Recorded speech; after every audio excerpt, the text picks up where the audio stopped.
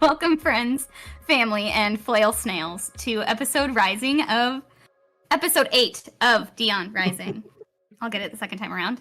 This is a Dungeons & Dragons 5th edition actual play campaign brought to you by the Knights of D20. That's us. Yes.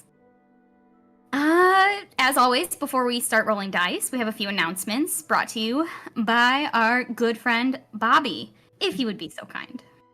I would not be so kind, but I will rudely tell you all of these news articles. So first off, you're going to be getting a triple dosage of Boolaway this week. You get to put up with both myself and Robin, both here, and then on tomorrow you can tune in for the Int Mod Pod, where me and Robin are going to be talking about damage types. So we're going to be adding that both on YouTube and on Apple Podcasts. So we do have video now for these. So do tune into that, but do give me a little bit because I am technically challenged. So it might take me just a minute to get it put up and edited and whatnot. You're also going to be seeing both Robin and myself on Tea Time on Wednesdays. So remember at 9:00 p.m. Eastern Time. That's where we are going to be sitting down with Melanie, drinking some tea and spilling the tea about everything going on in Dion. Friday the 13th is also going to be having two fun little things for us. We're going to have our first episode of the book club, where all of us are going to have finished reading the first half of our chosen book, which was Fall of Ruin and Wrath. Feel free to leave comments there that you want us to see for the next episode, which will be on the 4th Friday of the month.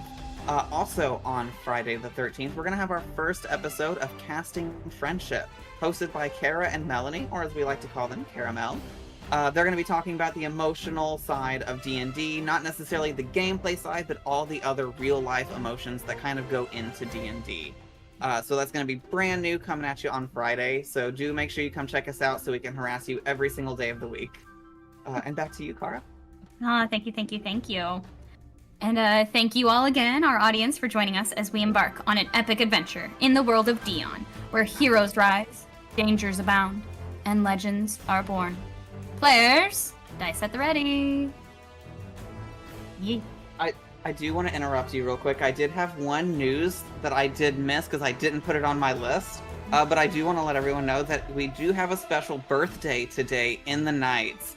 So JP, who is directly below me right now playing Eidos, it's his birthday. So in the chat, give him a birthday shout out. Throw up some Eidos emojis. Do some cute stuff. It'll be great. And hopefully he doesn't die on his birthday.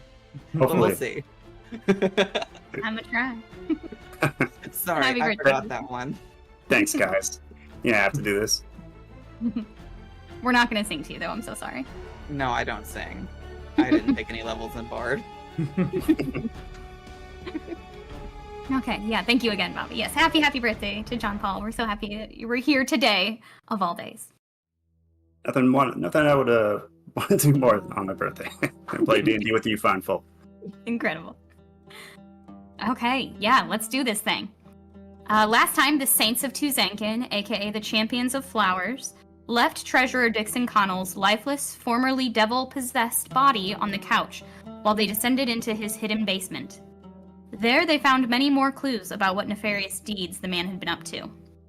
And then they made their way into the treasury vault. Zada triggered a magical trap that summoned multiple lesser devils, and the gang battled until the treasure was once again unguarded. Collecting not just the artifact that they were looking for, but some multiple other artifacts owned by the city as well, and stuffing their pockets with coins and jewels of various varieties. The group agreed to head back to the Crimson Cloak's Thieves Guild for a mission debrief. Party, you have left Connell's home office. Is there anything you intend to do before heading to the Botanical Garden to reconvene with Compeer Valka? What time of the day is it right now? Ooh, good question. It's well past sunset at this point. Is there anything like open currently, or is stuff closing up? Stuff is actively closing up. It appears to be like maybe 7 or 8-ish p.m. Okay. Nothing that I can't wait until tomorrow for. Mm-hmm. Unless we wanted to stop and eat something. Do you want to grab a stall on the way? I mean, I only had one full wheel of cheese and some dried meat. She That did was make like- the sandwiches. That was like She also 45 did minutes make the ago. sandwiches. Fisher. True. But yeah, we can stop by a stall. What do you? Only some sandwiches. Yeah. What are you feeling? Do you want like some brisket? No. Yes. Maybe a nice quiche. Yes. Never had Kebab. quiche. Yes. I don't think we're gonna get any other answer besides yes from Bula. No, watch this. Would you like a salad? Yes. Yes. From our way. All right. So are you gonna like walk toward the Verdant Village, the botanical garden, and on the way, look for a food stand of some sort? Yeah. Okay, fantastic. You do so. You head back north out the gates toward kind of the farming and gardening district. And on the way, you do see a pub that's got some just delicious smells wafting out of it. Smells like seafood. Some like crab legs and steamed mussels and things, and like the smell of melted butter on top of it all, and some lemon. And Bula just follows her nose as per usual, right inside those open doors. It's just like nice, warmly lit. A lot like the Buoyant Banshee. It's kind of like nautical themed inside, very much giving medieval Red Lobster. And are you gonna take your food to go, or would you like to eat in the restaurant? Nothing like crab legs on the go. Let me just, put some meat in my pockets and save some for later, have some now. It's good. We don't have to linger as long as I get enough. Right. Do they have cheesy biscuits? They do, yeah. They have Cheddar Bay cheesy biscuits. Here at the Crimson Crustacean. Tim. All right. You leave with a couple buckets of seafood boil. You can just drop like 7 Damn copper. hungry. for this. It's right on the river, so it's not super expensive to get seafood here. You've got some really delicious corn and red potatoes and stuff in that bucket. It's a good seafood boil. And you continue on your way. Go ahead. I was going to ask, are we planning to, just so I know, am I bringing up the artifacts at all other than the one that we were supposed to get? Should I just keep my mouth shut? Should I talk about it? Are we giving away any of them? Just for my information? Well, I think we had decided to keep them hush hush. Okay. Until we find a proper home for them, which I don't think the Thieves Guild is going to be that home. Yeah, and the same can be said about the quill as well.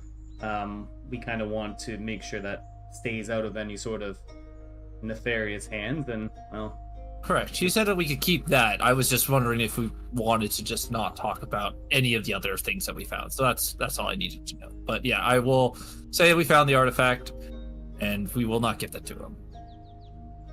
We'll hold on to it.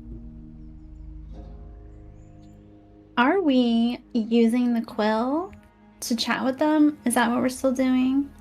Okay. I believe so, yes. So that they are telling the truth. We could Well- pretend to show it to them, and then pop the question, all romantic. Excellent. when we opened the quill up from its page, we all felt that presence, right? We knew No. that. Not all of us. Not Everybody all of them. except Zada, I did not. who rolled, I think, a nat 20 or like a 22 or something. I like did. that. I rolled it at 20. So there is a check involved, but if you were affected by it, you knew you were affected by it. Yeah. I think Zada's in the habit of lying anyway. I just I guess we wonder don't if know. I just don't know if it's a good idea to affect people magically, because I feel like it's also going to affect us as well at the same time. Well, how about this? she consents to it. We ask her if she is willing to state that she has good intentions with the money we found at the treasurer's, and we'll just open it up with everybody consenting, and if not, then she's got something to hide. Right? Fair There enough. is a small possibility she might not be affected, That too. like I was. Well, I could help you with that. You see, I can do the little shinies in my eye, and then I can see who's affected by magic. Oh, okay. No, that'll work. Yeah. And you'll give us the nod to let us know we're good to go. We ask the question, and then we know that she's on the level. Sounds like a great plan. I just wanted to know. Thank you. Yes. I Plan's have a good. tendency to talk without thinking sometimes. All right. You all have this conversation as you're walking toward the Verdant Village, and you find yourselves wrapping up these plans as you approach kind of the gates of this large wild garden. And after looking around, as you did last time, you see the Earth Genasi Cedar, who was kind of the gatekeeper the first time. Cedar, we've returned. We wanted to speak to Compeer Valka. One moment, please. He lumbers away and goes back toward that same spot where you met with her the first time, back by the fountain. And after a couple minutes, he comes out and says, Compeer Valka will see you below this time for a more private conversation. And Say alone? below. Below. Okay. And Intimate. Hmm. A little rendezvous. and he leads you over to the same rose hedge that you've seen Valka herself kind of come and go by going through the rose hedge kind of branches open and then closes around her. And he leads you over there, and he just kind of touches and tickles these different roses, and you see the branches open. And there's this stone wall that also just has this arched doorway in it and stairs leading down into a nice well-lit kind of underground space. And so, do you follow? He says, please come with me. And he leads you down. You come into this main vault area, or this first main chamber. And it's this big, just sort of mess hall space that you're walking into. And there's some people sitting around eating, finishing their meals. But it's otherwise pretty quiet down here, and you can see Valka is sitting there with an empty plate of food next to her.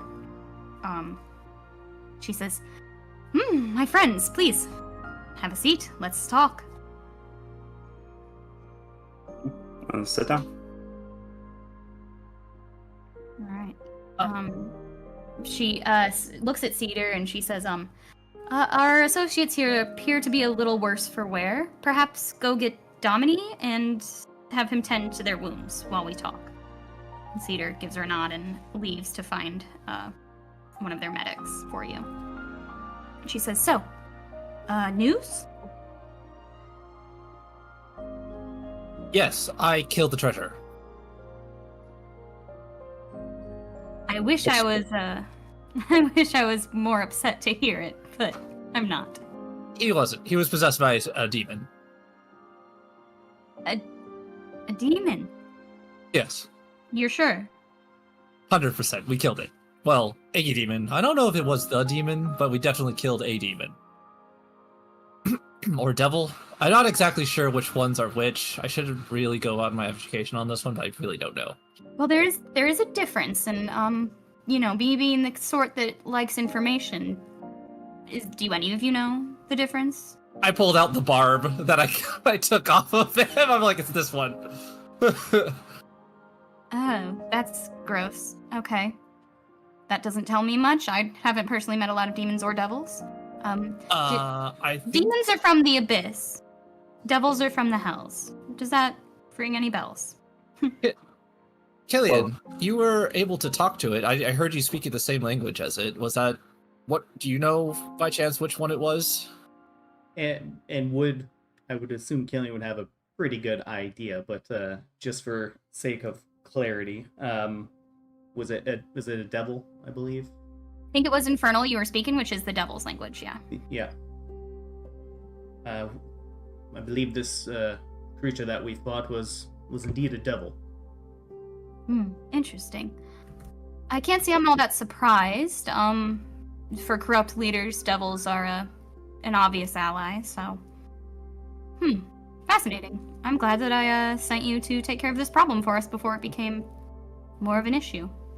And we were also able to find some evidence of Lord Harren's ties and people that they have paid off and things of that nature. We were able to grab some of their ledgers.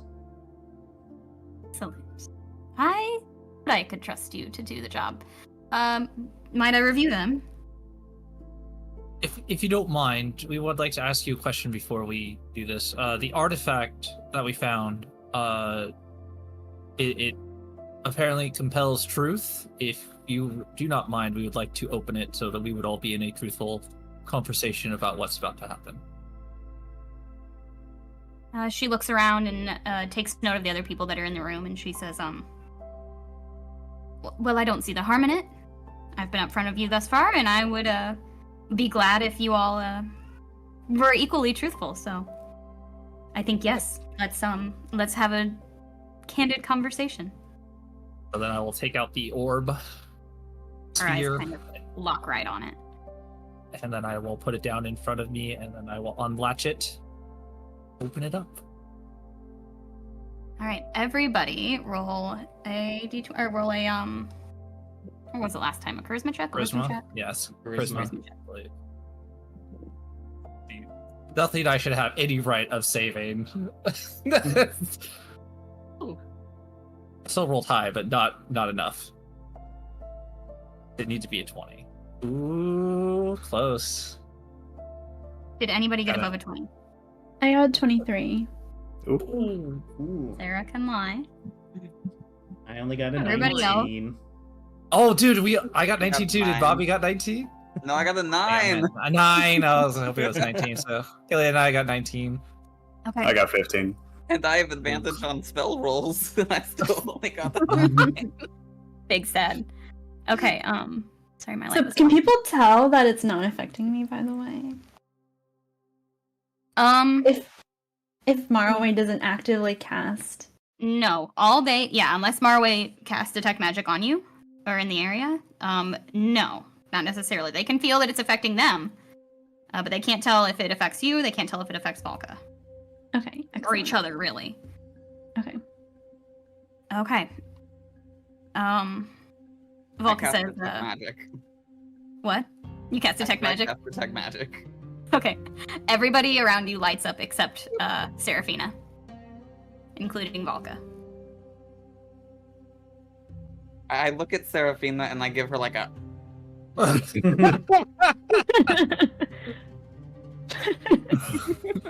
that was weird, and I'm not lying. Yes, it is the first time this has affected me. This is very unique. Yes. I was just I telling agree. her that this was working. I'm pretty familiar with Zone of Truth magics, so I'm not uncomfortable with this. What's your question? If we were to give you this information, will it be towards the good of the town? Yes. What would you do with this information? Which information? The ledgers. Well, as I told you before, we have been investigating the younger Tuzang, the heir to the chair, if you will. If we find that he is a trustworthy and honorable man, I believe our course of action would be to bring him the proof needed for us to prosecute any people involved in whatever plot was happening. We found information of grooming for trying to put whoever they wanted as a puppet king on top of or a puppet chief on top of whatever they were going to do. What would you do with that information? Grooming of the two Saint grandchildren? Correct.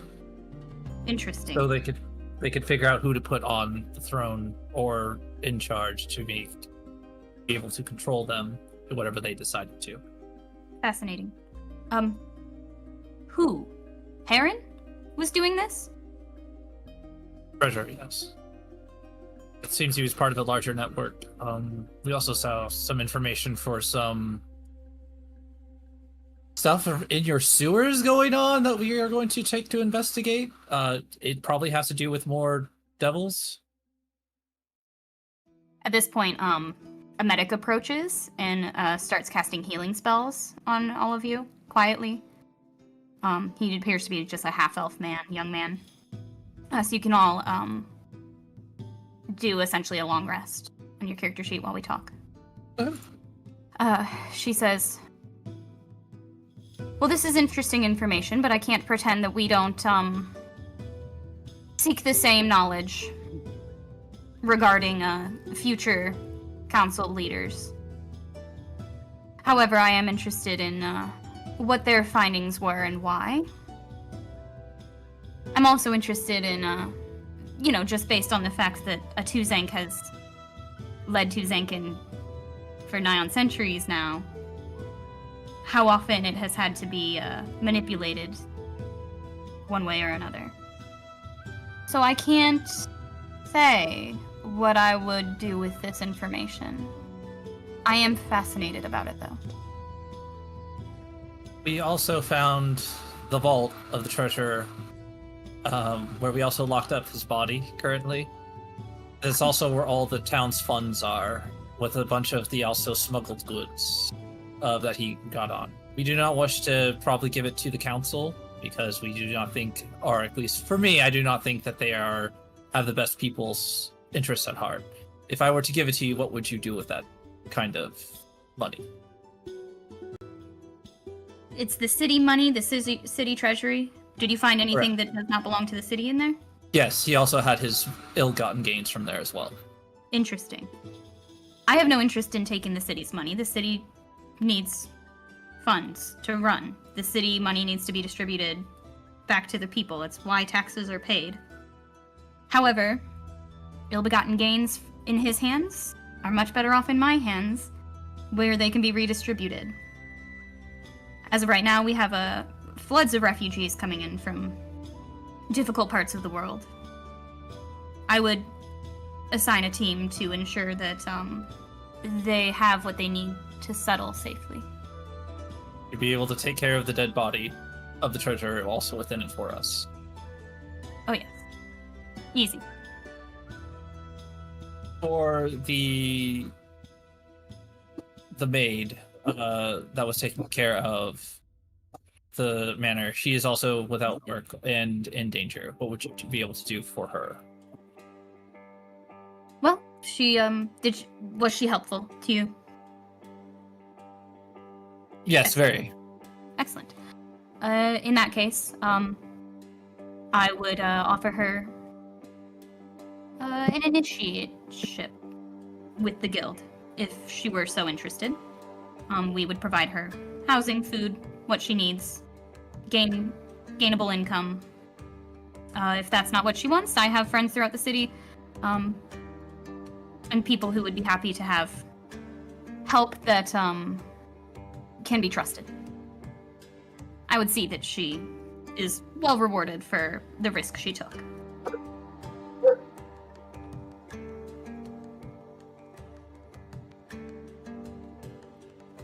Well, if you are planning on distributing the funds, then Zata, I believe they'll also need the way to open the vault. You don't know that. I did that without anybody knowing. But yeah, I'll give her the necklace. Yeah, the necklace. All right. Dead body in vault. Money both of the city and stolen in the vault. Devils involved. Everybody roll a perception check real fast.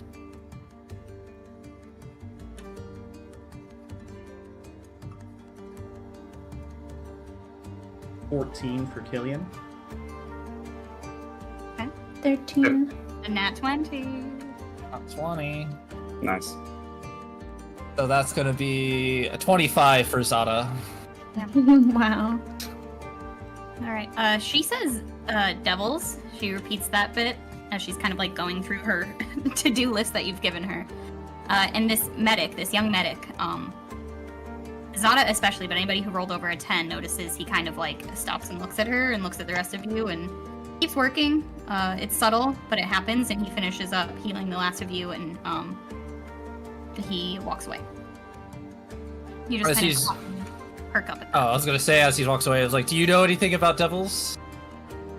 To the half elf. He stops and turns back around, and he says, "Can't say I do, but I have a friend who does. May I have leave to go get her?" I have no problems with it. Valka says, "Wise, yes. Go get her." And he leaves. And Valka says, "So, anything else I need to know about what happened? Or what I'm gonna find down in that vault?" We found some information about something called the Darkdown, or the House of Paramnesia. Have you ever heard of those places before? Yes. Strange. What did you find about it? Well, we found some documents among Lord Harren's things that talked about these two locations, as well as describing things occurring in the sewers of Tuzankin as well. Well, I don't know what Darkdown is. Nor anything about activity in the sewers, though I can put my people on it, I'm sure. The House of Paramnesia, though, that's a business here in Tuzankin. I believe it's owned by a mage... Eureka Fellshade. Oh, she's an interesting one. I looked into her when she arrived. I didn't find any... As far as I can tell, she's sort of, not a grifter per se. She modifies unpleasant memories for people who can afford her service. Memory modifier.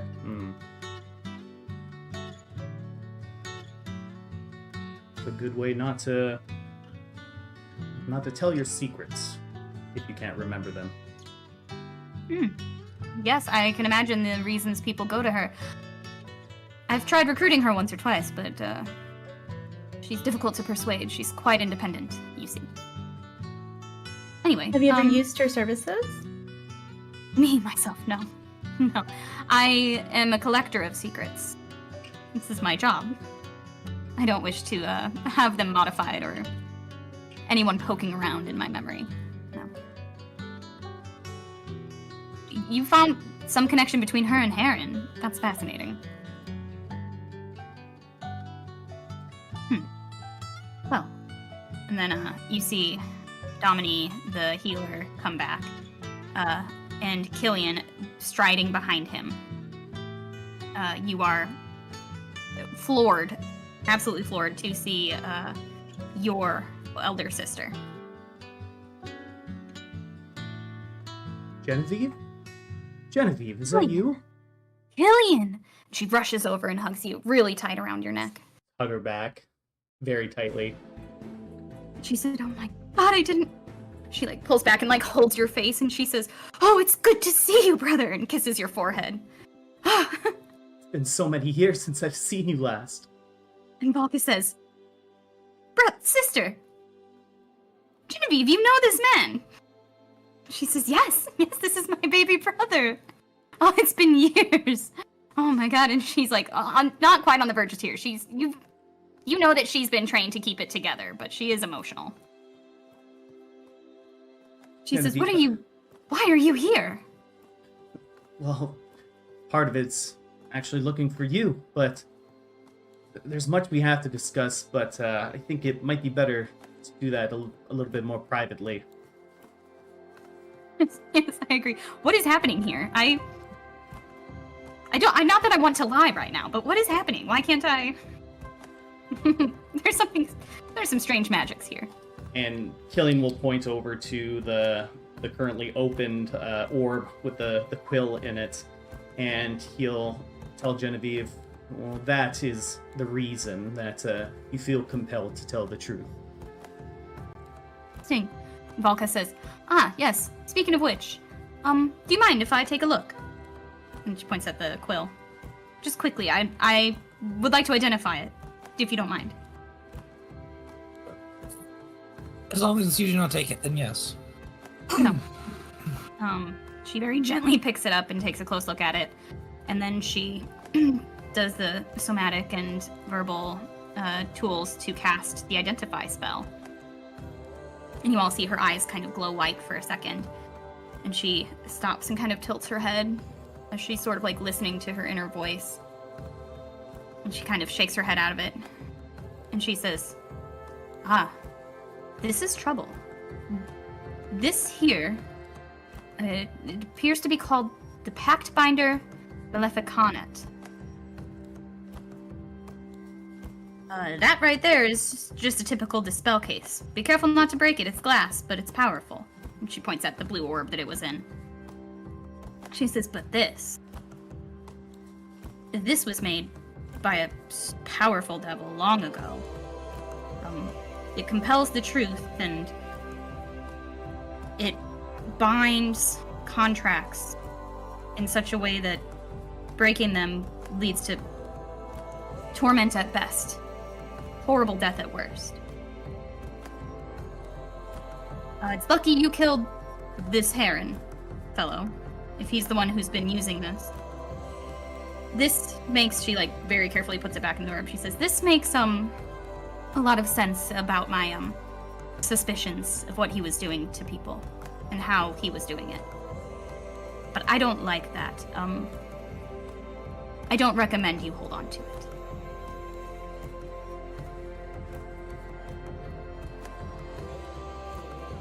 Is there a way to destroy it, or do you have the ability to destroy it? I tried to break it, but it did not. I have contacts who may have a way. I would have to reach out. I don't know. That's a powerful object. Kilian's gonna lean over to Genevieve and just kind of whisper in her ear, "Is Valka someone that we can trust with this kind of item?" Genevieve says, "Oh yes, I trust the Crimson Cloaks more than I trust many of the people we know from Cordelia." And then Kilian will just kind of turn back to Valka and say, if you think it's best and have a way to, destroy this seemingly corrupted item, then it's probably best to do so. I gladly will, and she like makes sure to show that the case that it's in is open, and she says, "I swear to you, this will not be used by my hand, neither for its truth-telling purposes nor its contract ability." And she slams that lid Before shut. you close this, Marawe's gonna like slowly inch it back open. I have one more question for you. Mhm. And he's gonna like stick his pinky out towards her. You promise that everything you get is going to help these people. None of it is going to be for you. It's all for them. She very solemnly takes your pinky with hers, links your pinkies, and says, "Go ahead." Marawe's gonna like reach into his bag and pull out the gems that he took, and his hands are like shaking as he like is gonna relinquish them to her. And you can kind of see that there's like a couple tears as he hands these gems over. "Sweet Satyr, I swear to you, on the life of Lena Myrna herself, on the memory of her soul and her spirit, I will do my best for the people of this land. with what you've given me.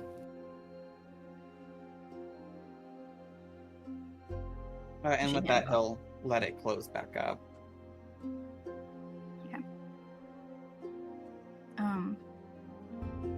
Do you hand over all the ledgers and things like that to her? Kilian, we'll kind of hand out all that stuff, but Kilian doesn't want to keep the the map of that sewer that had like the circles on it and stuff like that, because he wants to kind of check into that. All right. Yeah, Genevieve kind of does a quick little respectful head nod to Valka, who does the same back. And they both turn to Dominion. He's like, "Oh, I'm not leaving. This is so exciting." And Valka takes her leave to go review all this paperwork you've brought to her and to make a plan for the body of Harren and what to do next in the city. And you're left there with Genevieve and Dominique. I will go to Valka before she does, so I can tell her the actual way to open up the place. All right. You do so, and she laughs. She's just like, always keep some cards close to the chest. Wise. Always. Lion. And she turns and leaves. And Genevieve turns to Kilian at the same moment and says, "Sit down.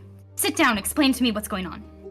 But before that, everyone, allow me to introduce my older sister, Genevieve. She is a chaplain of the Protectorate of Oasis, and, well, I've not seen her in quite some time.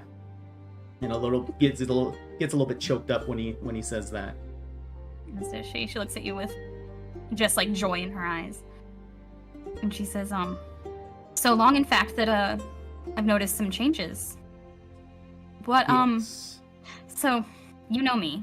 I've made a bit of a habit of scrying from time to time on you. So I did notice a few years ago when suddenly you had this interesting thing going on inside your skull. Yes, this eye of mine, I'm sure, is what you're alluding to. A bit, yeah, I'd say so. The scars I was used to, this ugly mug. Well, Nice to meet you, in Xerxes. I'm not sure exactly how it came about, but one night during my 5-year pilgrimage throughout Cordia, I had a dream. An all too familiar dream, but when I'd awoken, this was just there.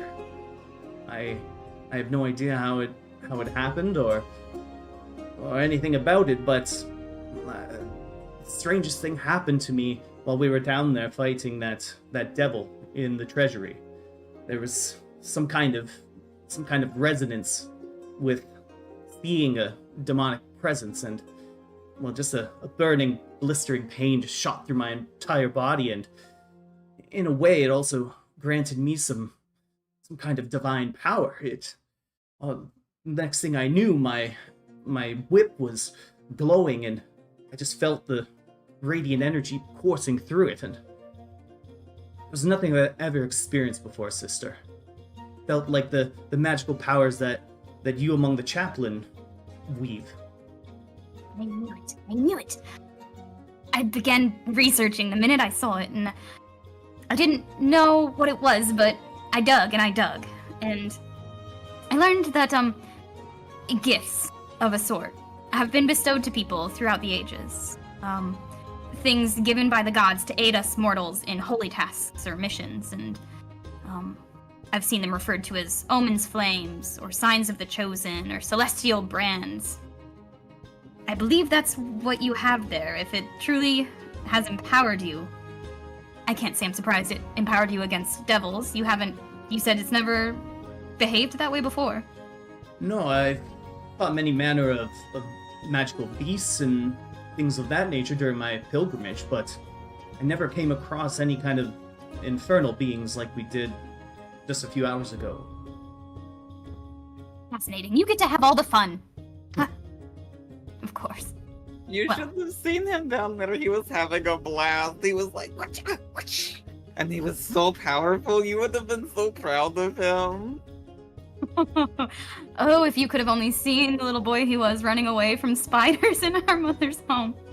You were afraid of the spiders? Oh, no, I only went to get a large object to kill them with. That's all.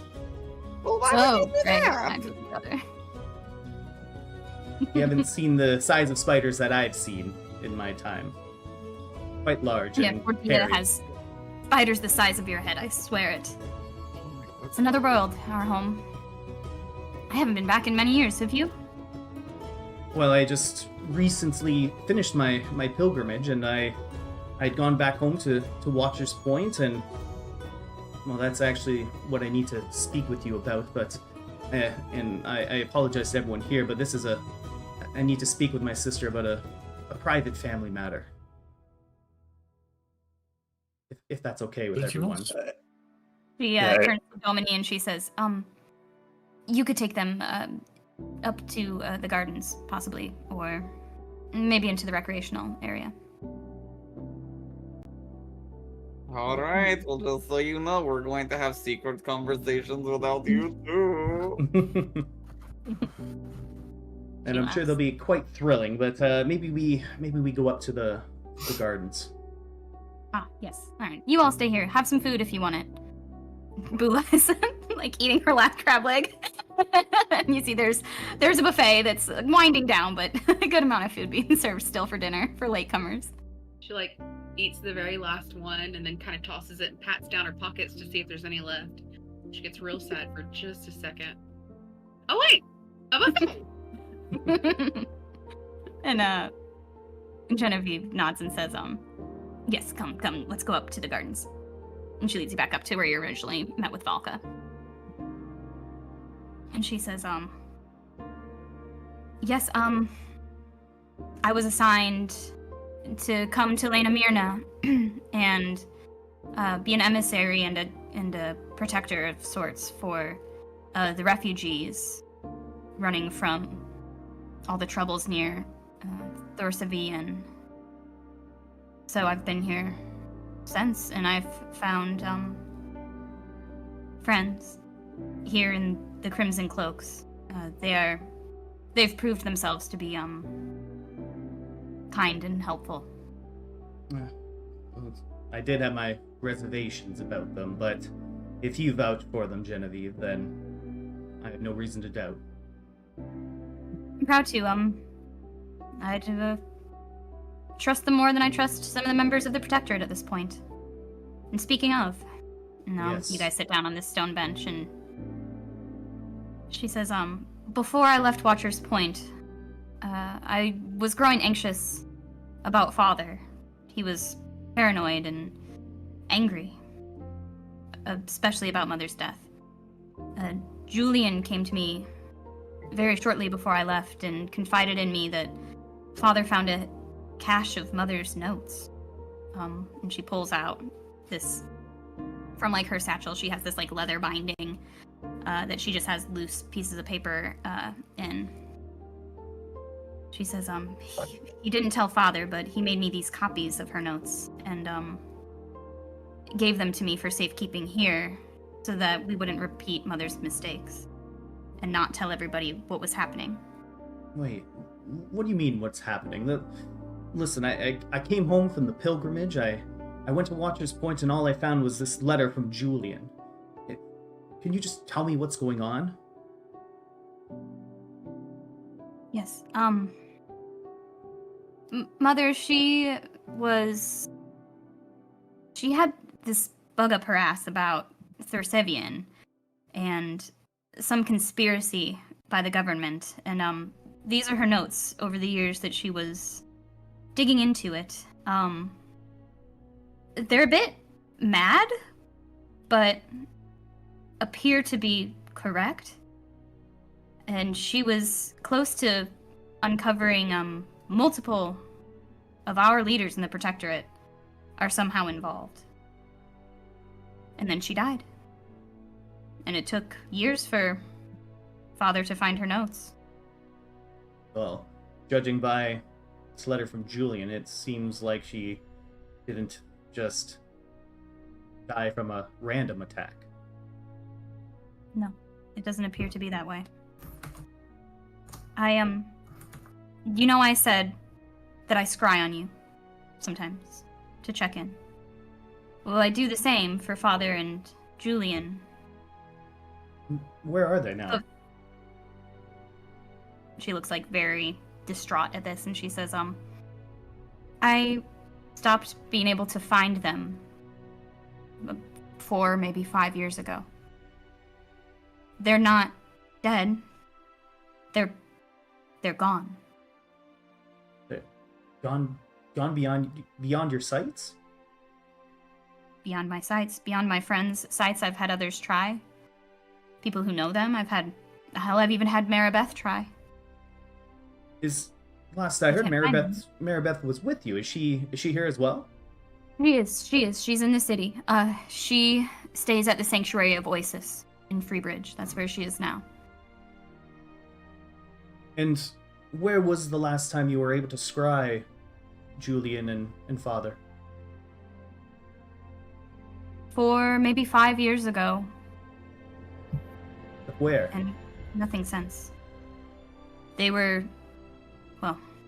had left home shortly before this, and were heading south toward Thorsevian. I fear that whatever befell our mother took them from this realm as well. That's all I know. I'm glad you're here. I've felt quite alone holding on to all of this. Yes. And she does give you the copies of the notes, which I will send you. All right. They're a bit long, so we're not going to read them on screen, but you'll have them. No problem. Well, Genevieve, I'm not going to lie. I did come here to find you and find out a little bit more about this letter from Julian, seeing how no one in the Protectorate seemed to know where they went off to, or they weren't able to tell me, but they did let me know that you had gone to Lena Mirna, and I tried to find a way to have a mission take me here so I could talk to you a little bit about this. And I'm wondering if you've heard any information about a hag that might live near to Zankin or in the surrounding areas.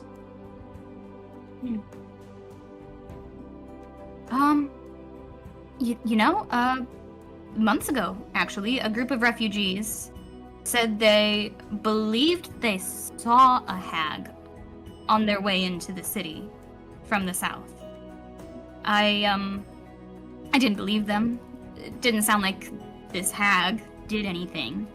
It appeared to have just been nearby doing some magic that made them uncomfortable. You know how common folk are. Otherwise, no, this is a very settled area. It's very rare that we have stories of things like hags and monsters. It's not Cordia. Have you noticed? Yes, I've noticed that quite a bit, but maybe that's why the Protectorate decided that this hag should be my promotion exam. Something to root out along my journeys. Something or someone difficult to root out. Yes, if there is in fact a hag hiding near here, that would be a worthwhile endeavor for an initiate to complete their training. So I hope you find it. Let me know if I can help you in any way. But Genevieve, I'm so confused about everything. I don't understand. Why would anyone want to hurt our family? I fear Mother came close to doing what we do best in rooting out corruption. And the corruption overcame her. After the years of hard work our family has put into the Protectorate, just can't believe they would do something like this.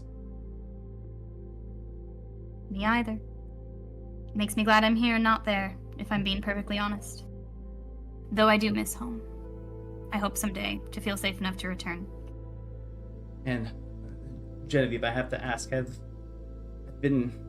learned on my pilgrimage that family name bears a little bit of ill will towards it. Have you made mention of that of our family name to anyone in Lena Myrna? Well, Valka knows to gain her trust, to have this relationship that I have with the Crimson Cloaks. I've let her know who I am and what we've done. I have told Domini. I trust Domini. And he knows about Mother's death and the letters. Otherwise, no, I act as a cleric. I help the refugees, as far as anybody knows. I'm merely an emissary. And when you told Valka and you told Domini, how do they react? I'm used to the people back home's reaction. I haven't made mention of it here, so I don't know if it's favorable response or not so much. Well, Domini comes from a simple life. He has no idea about the Protectorate. He knows nothing of Cordia, really. Valka, on the other hand, Valka knows everything. I'm amazed that she didn't make me for a Sodriv off the bat. However, she knows the Sodrivs as monster hunters, and she fancies herself a bit of a monster hunter. Only she hunts monsters of the human variety. So, I believe it earned me a bit of respect in her case, so I don't know that she's representative of the rest of the people of Lena Myrna. Okay. I would play it close to the chest. You know, you get more information out of people if they don't think that your rank is something to be feared. Yes, I've learned that along the pilgrimage. I'm sure you've learned much. You've grown. It hurts my heart, baby brother. But tell me more about this, pointing to his eye. I wish I knew more other than they appear to have happened before, though not often. It took quite a lot of digging. I haven't found a particular instance of Oasis himself granting this sort of gift, though the other gods have seen fit to in the past. I believe the commonality, it appears, is that they are meant to lead you in a direction that will please your god. It doesn't appear that these heroes of past days knew what was going on either. So I can't say that you'll understand until you do. Until Oasis sees fit to give you some understanding of what your mission is supposed to be. Well, I suppose all I can do is act as my heart commands, I suppose. But speaking of Oasis, and Kilian will kind of reach into his bag and pull out that mosaic of Oasis. Look at this. Isn't this cool? Like a little brother showing his older sister. This cool is art. a great drawing. She goes, This is an incredible piece. Where did you find this? Well, we actually found it down in the treasury. Of course they keep it underground. Along with some other magical items that my friends have decided to take with them.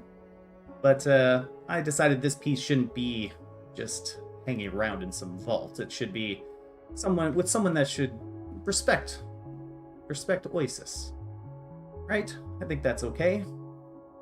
I agree. I agree. This is, and like you can see, like you're up here, it's dark out, but the moonlight on this like beautiful mosaic is just like gleaming all these beautiful colors in the stonework. And it really is like, it should not be buried underground. It's really just a beautiful piece of artwork in and of itself, but it also just hums with this very warm magic. And she says, well, if you're nervous about carrying around something so lovely, I'd be happy to take it to the sanctuary for safekeeping, or see what use you can make of it. I agree that it should be in the hands of a follower of Oasis. And your secret's safe with me. I think I want to hang on to it. It's a nice reminder. Just of Oasis's blessing and bounty on this city, even though it seems as though there's been some corruption that's been seeping into its very core. Yes, I fear Tuzenkin's given you a bad first impression. I've found most of the people here to be kind and good. But I'm happy here. I'm happy that you're happy. But I have to tell you that when we were doing battle with that devil, he spoke to me, and I understood it to be as the infernal language. You know, I've studied the infernal language since I've been a young man, but he spoke of the shadows already reaching the city in the center of the world. I assumed to be that maybe here in Tuzenkin. That's what we call it. That's ominous. Can't say I love hearing that. Especially from the mouth of a devil. What sort of devil was this? Well, this devil had many spikes to it, and also a very big, meaty tail as well. You. Yeah, I know. Awful. It was quite off-putting. Yeah, well. Well, I've studied, as you know, clerics. That spikes all over, like hooked spikes, barbs.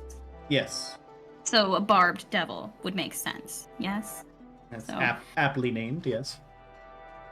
Well, I fear that means that you fought a lesser devil under the thrall of a ruler of some sort. So, for lack of a better phrase, that means this goes deeper than what you've encountered. And it seemed as though that Lord Harren had set up some kind of summoning circle to protect his the ill-gotten gains that he had snatched from the citizens here. It was only thanks to you met that satyr downstairs that he dispelled the magic circle, and that stopped the flow of these devils from being summoned. So it seems as though they have some kind of knowledge of how to connect to the 9 realms, or the 9 hells, and summon these creatures. Very interesting. Would you mind if I shared that information with Valka? Not at all, and well, since we're sharing things, and Kilian will grab the map of the sewers and show Genevieve like the areas that have been circled on the map. This was found down in Lord Harren's various papers that he had, describing something called the Darkdown and the House of Paramnesia. It seems that there's some connections here, as well as to the Tuzenkin sewers. Interesting. I'm not well versed in sewers. I'm barely well versed in the size of this city. I say pull the thread, though. You're more capable of doing it than I am at this point. Yeah, I was thinking of doing a little investigating into these areas. That's the Inquisitor.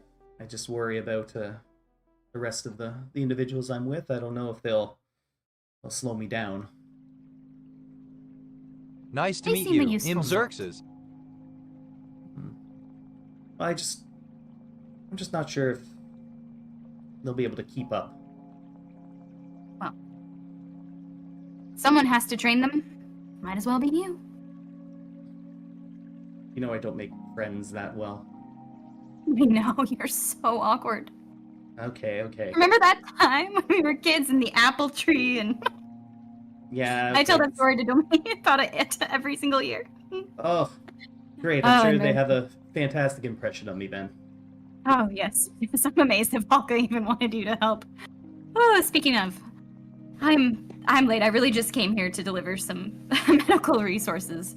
I have to go, and I'll let Mary Beth know that you're in the city, and I'm sure she'll want to see you. But, I promise you that Valka and I will track down what leads we can with Harren, and I'll let you know if we find anything. I love you, sister. I miss you so I love much. you, brother. I miss you. I'm so glad you're here. I immediately feel I'm at home. And she hugs you, gives you another kiss on the forehead, and heads back down the stairs. And walk into what conversation happening at the dinner table. I'm just Like saying I that know. the meat, yeah, the meat in the plains is fantastic, Wula. You would love it. There's mammoths, huge mammoths. They're bigger, like the ribs. They're huge. They're about as tall as I am. But is it like a chewy flavor or like Oh, it's really perfect. like a delicacy, like falling off the bone? I mean, I feel like most meats can be good. It all just depends on how you fix them. She looks at Kilian and says, I might see what you mean. Just silently nod. And she says, I'm sorry I don't have more time to meet each of you a little bit more personally. But I'm sure we'll see each other again soon. Brother. I better see you soon. And she walks off to find Valka. And All right. Kilian will just sit down and kind of start eating. Kilian, what is that on your face? What do you mean? It's a smile. I knew you could do it. Oh, get out of here, Marroway. You can see like him blush a little bit.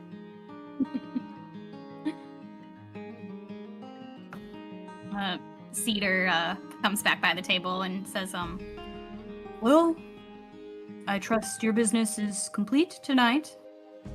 However, I've been instructed to offer you, your reward for a job well done. You have options. And he pulls out a piece of paper like he had to write down what your options are. And he says, you may choose between a whisper agreement with the Crimson Cloak Guild. This is a binding contract between yourselves and the Guild ensuring our mutual loyalty and silence. It offers you the benefits of protection. If you ever need a favor, such as information, assassins, a quick getaway perhaps, we will provide. You will also have an underground reputation in which you will gain respect from other organizations linked to the Crimson Cloaks, giving you access to hidden markets and other underground contracts. This is a useful reward. However, there's more. He turns back to the paper. Instead of that, you could choose to purchase for free one black market item that we have here in the Verdant Village. Some of these include a ring of invisibility, a poisoner's kit, or 5 smoke bombs. You may also purchase extras at half price, a great deal for any buyer. Your third option is this blood-packed amulet. It is an ancient amulet made from black iron and etched with the Crimson Cloak symbol, as you can see here. If you wear it, you form a blood pact with the guild. Now, this is not just a one-time favor. This is an exchange of favors. When you need the guild, we come. However, when we need you, we ask. This is a relationship amulet. Very serious. Don't accept it if you don't want to be an associate of the guild. Finally, another great option is this Mask of the Faceless. This is a mask that magically alters your facial features to look like someone else. And he puts it on his big, like, tree bark head and immediately turns into Seraphina. And he says, Gorgeous. he says, look, I'm a beautiful lady. Yes, you are. So, as you see, though, it does not change your voice or your body.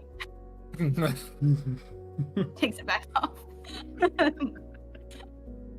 He says, these, my friends, are your options for your reward for a job well done. Please, discuss and let me know what you'd prefer.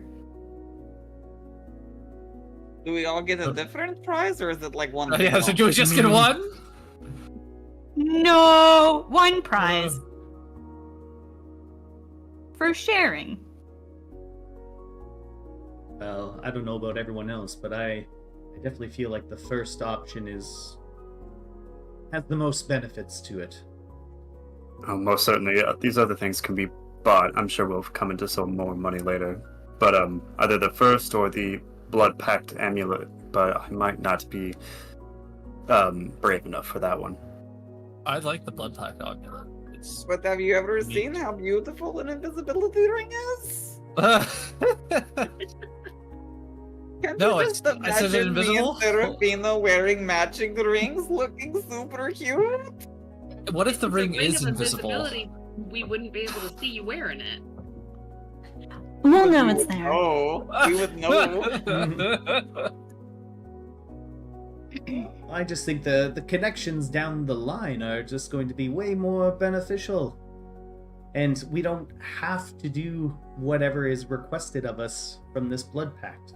If we need some Yeah. assistance or information, we can just ask the guild for it. We have that good relationship. One time though, the other one we can do infinite times. Yeah, but they Just have to ask pay it from back. us as well. Uh. I think the items are not enough. The blood pack's too much, so I would like to, maintain our independence while having more connections. That does sound nice to me. My vote goes to the first, the Whisper Agreement. I agree. Still going with Blood Pact. That's 4 for the first and 1 for the Blood Pact. Serafina? As much as I hate to give up a nice piece of jewelry, I'll go for the first one, I suppose. Whisper Agreement it is. It says majority rules. Whisper agreement it is. And he pulls out a scroll. It's a signed contract already signed by Valka.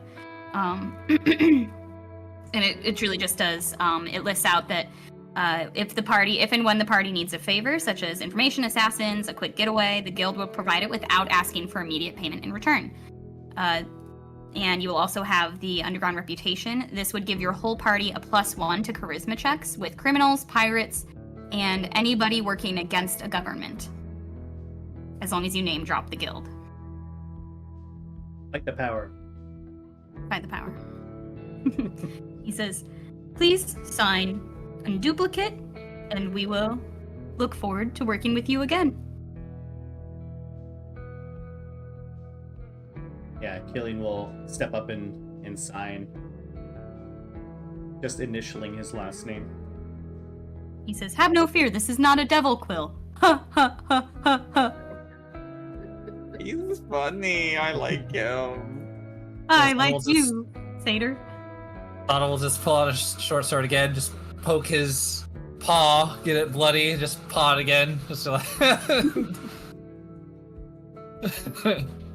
It doesn't sound Monterey steps up and he takes way longer than he probably should to do this, but then when everyone looks like over his shoulders, he's writing in this super elaborate writing. Not a recognizable language, but a language nonetheless. Bula signs it, and there's just a tiny little smudge of like barbecue sauce. That's not it. That's how we know it's legit. Serafina will sign with a flourish and hand the pen back. Lovely. Okay, he says, thank you. And now I shall escort you. Topside. And he leads you back up out of the village. And he says, if you are in need of the guild again, you know where to find us. Ta-ta. Salutes you and goes back down, and the rose bush just blows back up behind him. And with that, let's take a 10-minute break, please. Yep, Oh, we're in yeah. it now. All right, just to remind our viewers, we are affiliates on Twitch. Thank you very much. So we're going to be running 3 minutes of ads during this break. Thank you in advance, as always, for sticking around for those. And again, double thanks to all of our subscribers and our followers. You support what we do. We have fun doing it. So we will be back at about 8:22, 9:22 Eastern, 8:22 Central Time. 22 minutes on the hour, we'll be back. Thanks, y'all. See you soon. All right, welcome back, everybody. Thank you for waiting during the break. Hello. Good to see you all. What you missed if you are just now arriving, the party went and caught up with Valka at the Verdant Village. She's the leader of the Crimson Cloak Thieves Guild, who they've been working with to bring down the evil Lord Harren, city treasurer and bad guy all around. Down in the Verdant Village, surprise, surprise, Kilian's sister Genevieve popped up and just dropped a whole lot of exposition and lore about Kilian's backstory. And from here, we are heading home. It's late at night at this point. What do you all want to do? I want to get a drink. Plus, we should probably tell Hazel that she has new employment, or at least new opportunities. Has new options. Yeah, she might be worried. And I'm thirsty, so is there anything else we want to do before we head back to Old Barnacle? Boy and Banshee. Alright, let's go get some waters. Let's go get some waters. Let's go. All right, you all head back south through the city. Nothing crazy happens. It's late enough now that people are in their homes and winding down for the evening. The city is pretty quiet. And you make your way back to your home away from home, the Buoyant Banshee, where Barnacle tonight is the last one up, kind of tending bar and greeting latecomers and taking care of people here drinking tonight. He sees you all come in and he says, "Hey, friends, what have y'all been up to? Anything fun?" Just a light bit of government overthrowing, nothing major. I killed a devil. Well, I helped kill a devil. He's very much nodding like a dad listening to a bunch of 5-year-olds talk about their day. Also, can I get, like- And I need a drink. Yeah, can we get something really strong, like top shelf stuff today? Oh, you got it, my friends. He literally climbs up a little step stool up to the top shelf. He says, I have this really nice, aged whiskey from the 1500s. You want to try that? This is from 15. He like puts on his glasses. 1524. Sounds How's that, fantastic for us. Yes, Fantastic. please. Uncorks this bottle and pours you all around of this heavy drink, except for Maraway, who he knows better, and pours him a nice little water with some lemon. Serafina, do you think you can handle a drink like this? Ooh, I'm gonna give it a challenge. try. Can you handle it? Of course. Is there salt and lime anywhere? It's not that kind of drink. Just man up and drink it. As Mula says, just count it. As they go to drink and I see this competition happening, I'm going to lightly poke Serafina and cast the 2014 resistance on her. Because I want to see her outdrink Kilian. Nice. Okay, everybody who's taking a drink, roll a Constitution check. Ooh. Dirty 20 for Kilian. God, these dice. I got a 5. Sorry, you wanted to say? That's not much better than yours. 9. 15. 18. Kilian, what did you say you got? Dirty 20. 20, okay. Was the 5 with resistance? Oh, At a D4, at least maybe we can get you to a 9. I got a 9. Okay, so twinsies. Not as bad. She's not like sloppy college girl. No, none of you throw it up, but a couple of you gag a little trying to get it down. Eyes water. If you got lower than like a 13, you're like, oh, it's hot. It's hot water. Barnacle also does a shot of it and says, It's not really a shooting drink, is it? Really more of a... Certainly not. He says, another round? Of course. Of Yeah. course. Absolutely. He does some, like, fancy, like, bottle flips. Ooh, He's nice. flaring. Rolls it off his shell. Exactly. Been working on his mixology. He pours you all another round and lays them back out across the table. He says, Marway, I put an extra lemon in your water this time. Oh, it's going to be really sour. And he says, cheers. Pops it on the table twice and chugs it again. Everybody who's taking another drink, roll another con check. I'd rolled There an we go. 8, so Monterey's face is like entirely scrunched up from the sourness of this lemon water. Super. Marway sour face. That's our next emote.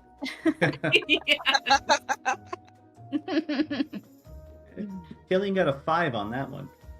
Ooh. Not so good. Not so good the second time around. 18. 18? Mhm. Idos? I just need to loosen up a bit. I'm at a 22 now. Oh my goodness. Zata? 16. 16? Sarah? I got 11. Nice. Yeah, it's still not easier to drink for any of you, but none of you puke. None of you hit the floor. Kilian's gonna take the lemon out of Marway's drink and just. It's yummy, isn't it? But it's really sour. Yep, it helps with the taste. Tastes wonderful by itself. There's nothing wrong with the taste. Nope, Great. nothing at all. You're right. It's like lemons. Seraphina's gonna turn to Kilian and say, one more. Oh. All right, let's go. One more. Pour me one too. I am not giving resistance this time. She's on her own. Gotcha. All by herself. Bula just Alright. like pats her on the back and tells her she's got it, but she might pat her just a little bit too hard. Barnacle says, hey, maybe don't tell Hattie about this in the morning when I'm not back for breakfast, huh? And he takes another drink with y'all. Kilian did much better on that one, the 19. Oh, Nice. See, it's the lemon. It helped. the lemon just Twenty- far away. He has a 4. It's just getting more sour. You can feel you have a canker sore happening. Oh no. Oh no. Minor restoration. Cure. Bula, what'd you get? 23. Idos? 23. 23. Kilian? 19. 19. Marwa, you said you got like a 4. Sarah? With the weakest drink here. He's like I also sweating got a his mouth. 4. Oh, No. that's into the danger zone. Oh no. Zada? 11. 11. Seraphina, I like to think you didn't roll an out one, so you're not puking. But it takes a couple minutes, but next thing everybody knows, they look at you and Seraphina's like crying, like weeping. I don't even think I'm that pretty. I don't even think She's like very much sad drunk girl at the bar. I'm sorry. Just pretty. Seraphina, you're beautiful, and I'll lean over to the others and say, she always does this. Don't pay her no mind. Just give her compliments. You're as pretty as all the flowers in town. No You, more drinking contests with Seraphina. Okay. Crystal says, yeah, she's cut off. These Just to the strangers, point, a I couple feel like tables if everyone over, else laughing. continues, he could probably just give her a lemon water and she would think it was still the whiskey. One more. Again! Incredible. Yeah, you all spend a nice drunk at this point night on this very strong, very aged whiskey, drinking with Barnacle. you're gonna have to give up like 3 silvers for this old expensive bottle. However you Got want to it. split that amongst yourself. I'll do it. I got this. I covered it. I Appreciate it. Thank you so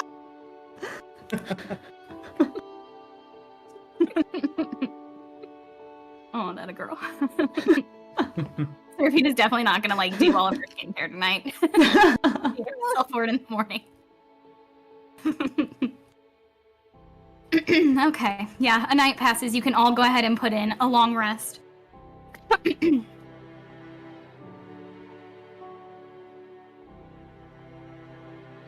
you wake up certainly not feeling refreshed, but feeling like you slept. And the day dawns, and you all gather downstairs for breakfast as per usual. How would you like to go about your day? I would imagine that I spent the morning, because I wasn't drunk, reading that tome that I got. The, hold on, what's it called? The Tome of Everspring. I would imagine I would have Huthamer kind of walking me through what this tome is. Yeah, cool. I don't think I would get all the way through it, though. No, certainly not. I'm just going to keep track of all the time you do spend on it, because you're essentially kind of going to be attuning to it when you read. Excellent. So you're working on it. Zada You spent a will good amount of probably- time the last couple days learning the common language. A little bit better. Zada go will try ahead. to find Kilian in the Kilian, morning, since he knows he's a morning person. yeah, and Kilian will be awake, but in his room, just reading through the copies of his mother's notes that Genevieve gave him, and just kind of So you'll probably contemplating stuff and waiting for something to happen. waiting for something to happen. Well, there will be a heavy thud on your door. Yep, I'll open up. Zada, good morning. Good morning. I just wanted to state that I'm happy that you got to see your family again. I know being away from family can be very difficult. I have not been away from mine for very long. It seems that you have been away from your family for a very long time. I just recently left mine. So I was happy to see that you got to see a sister. Do you have other family? Brothers? Sisters? It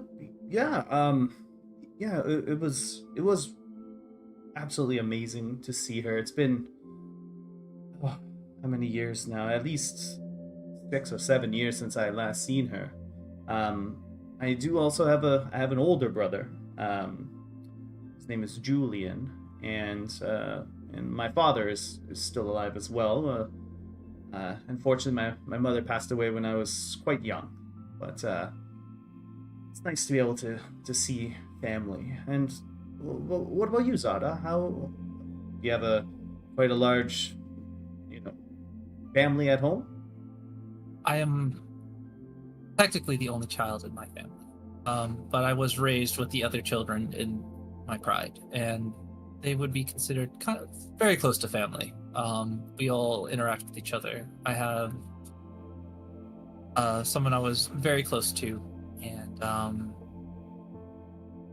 he was always there with me, and the other was also she was the closest person I could think of, basically a sister to me.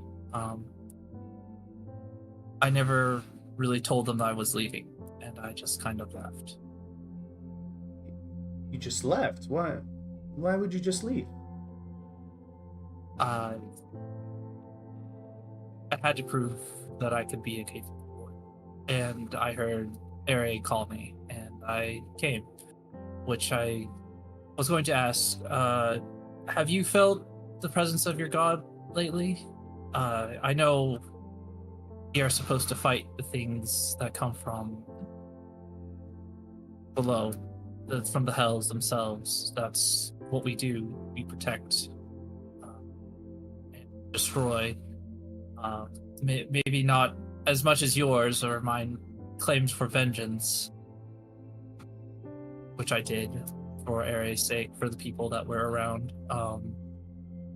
But I never learned a lot, and I was shocked to hear you actually speak their language. I was taught Celestial. I know the sort of the language of the angels, and so we could listen up for Ere when her servants come to us. I don't know if yours was a training for something similar to be able to fight those, or something else. Yes, and as a matter of fact, I also know a little bit of Celestial myself. Probably for similar reasons as you do, to listen out for the signs from our deities. But yes, the speaking to that devil, that was indeed a product of my training. We have to understand our enemies to know how to defeat our enemies, and learning the infernal manuscript and the infernal language is part of our training as the Protectorate of Oasis. So it was all part of the training, although you don't get much opportunity to speak with infernal creatures. Nice so to meet you. Quite Xerxes. jarring the first time that I actually experienced it. Oh, is this your first time fighting a devil? It is definitely for mine. It's something that they always prepared us for in the Protectorate. It was always kind of the let's just say the end game of what we were meant to do, to root out evil. And as you can tell in Tuzankin here, it seems to be that evil has taken root. It's in the government, and I'm a little bit worried to see if it's even more widespread. It's as we all saw, they appear to be grooming, these young Tuzankin heirs to put their influence in. So I do worry a little bit about what's happening in this city. And between you and I, the devil actually mentioned something that was quite concerning, and he spoke that the shadow had already infiltrated the center of the world, and that is what Tuzankin is known as, the center of the world on the middle continent. So I just have a bad feeling that there's something even more going on behind the scenes here. Something that I feel compelled to investigate. I agree. I would do the same. I also have a small favor to ask of you, if that's all right. Sure. I will not be able to talk to the elders of this town again without seeking vengeance in Ares' name. If we decide to go there, could you understand that I will not wish to be a part of those conversations? I don't want to cause trouble for you all, but my faith compels me that these people should be punished for their actions, and actions of even those who wantonly look away from what they should be doing, protecting their people, protecting their tribe. That's just not something I can forgive. You appear to be quite zealous in your convictions, Zada. Is that something that is widely taught amongst your pride? Yes. My mother was a shaman, or the priest of Ere, as you might call them here. She's the one that taught me and showed me the ways of Ere, where my father taught me the ways of martial proudness. Well, I'll do my best to make sure we keep you out of trouble. But keep in mind that I do feel this compulsion as well to root out evil and vanquish it, but sometimes acting a little bit too hastily can, let's say, bury the lead. there appears to be more we could have gotten out of, speaking with the Lord Harren before you performed your vengeance on him. Of course, I don't fault you for this. You are sticking true to your convictions, but just keep in mind that sometimes we can use these individuals to dig a little bit deeper and then take your vengeance after that. The reason I did was he was possessed by a demon, a devil itself. That is abhorrent. That is to sell one's soul, something given by the divine, and to sell it to a creature. I could not stand by it. I agree with you, Zaf. I agree. I wholeheartedly agree with you, but just keep in mind that in the continents, is it west of where your continent is? West of your continent? Let's just say cultures are a little bit different here, and as you've clearly seen, things aren't done as they are, back in your own home. You have all these hierarchies here, and sometimes we need to do a little digging to find what we need to discover. I will try to hold back, but I will kill them in the end. And I won't stop you once when the time and place is correct. But I'll take what you said to heart, Zata. And I appreciate you coming to me and speaking of this. Was a man of faith to another. Yeah, I know how hard it can be to not abide by your, deity's preachings. Yes. But, Sorry, what were you going to say? Oh, I was just going to say it is hard to see Ere not have her temples here or being worshipped as such, considered that she's an unwelcome one. I do not understand a lot of your continent's ways, and I don't frankly agree with a lot of them. But Ere is not a bad goddess. She is a goddess for the people. Yes, and I do feel like the people will cry out Ares' name when there is conflict, but the people of these lands try their best to avoid unnecessary wars and conflict where they can. Of course, there is always a time and need for conflict, and I do feel in those moments Ere is called upon, but not in their everyday practices.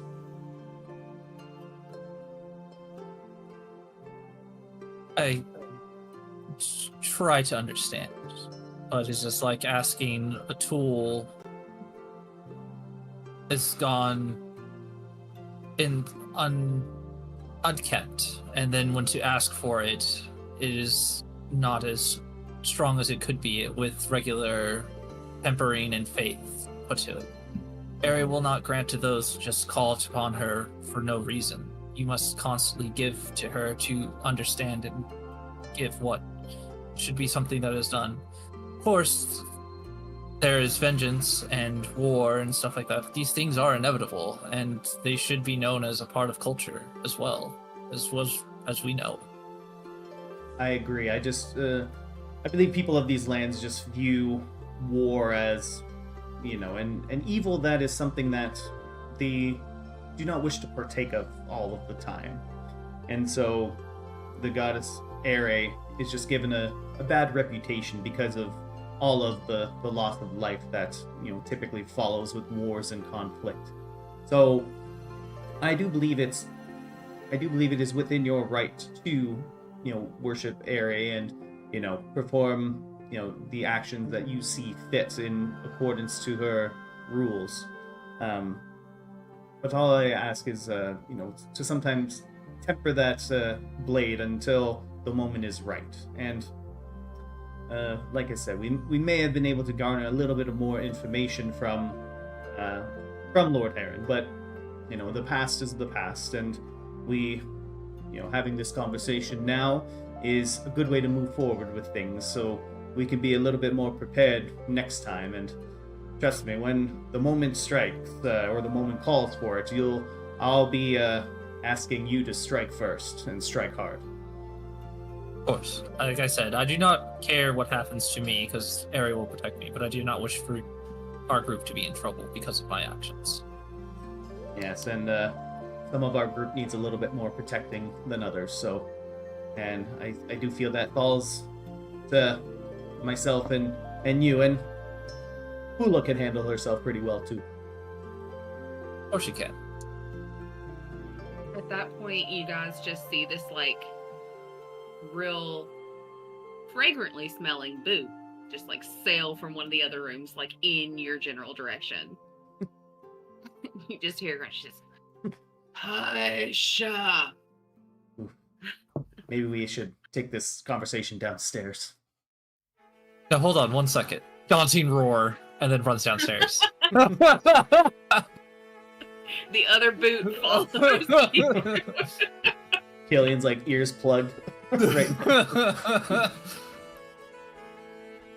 Upon hearing this, Seraphina, like, startles up and she's like, I'm a natural blonde. So what's going on? For me.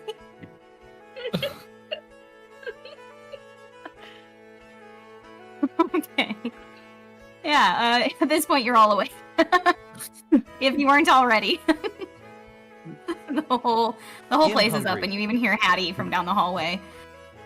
Barnacle! Get down there and start making breakfast. And Barnacle's like... Alright. And after a few minutes of giving you all time to get ready for the day, everybody kind of convenes downstairs for breakfast. Which today is some, like, lovely... It's just kind of like a continental, like, different kinds of pastries and even little, like, bagels that have been boiled. Pretty decent. Very carby. Very carby. I love carbs. Now is there gravy? Just gotta add gravy on top of it. Yeah, there's always gravy. Oh, yeah. Gravy. Biscuits and gravy. It's not food if it doesn't have gravy. True. Hattie says, well, my loves, what are you all up to today? Explore the sewers? Why ever the sewers? Oh, we saw a devil in the treasurer's house, and we killed it. And now there's probably more devils below your city. Sada, maybe we shouldn't be spreading that information around. Last we spoke, you said you weren't gonna go near the treasurer's house. Well, you see, True. that's a lie. But Oh, now yeah, we... Eidos is correct. I don't think you should be spreading those kind of things around. I'm gonna go pour myself another cup of coffee and pretend I didn't just hear that. Enjoy your day in the sewers! Kilian's gonna, like, give her, like, 5 gold. Like, just... Happily takes it. Flits away to go get herself some more coffee. She's... Oh, boy.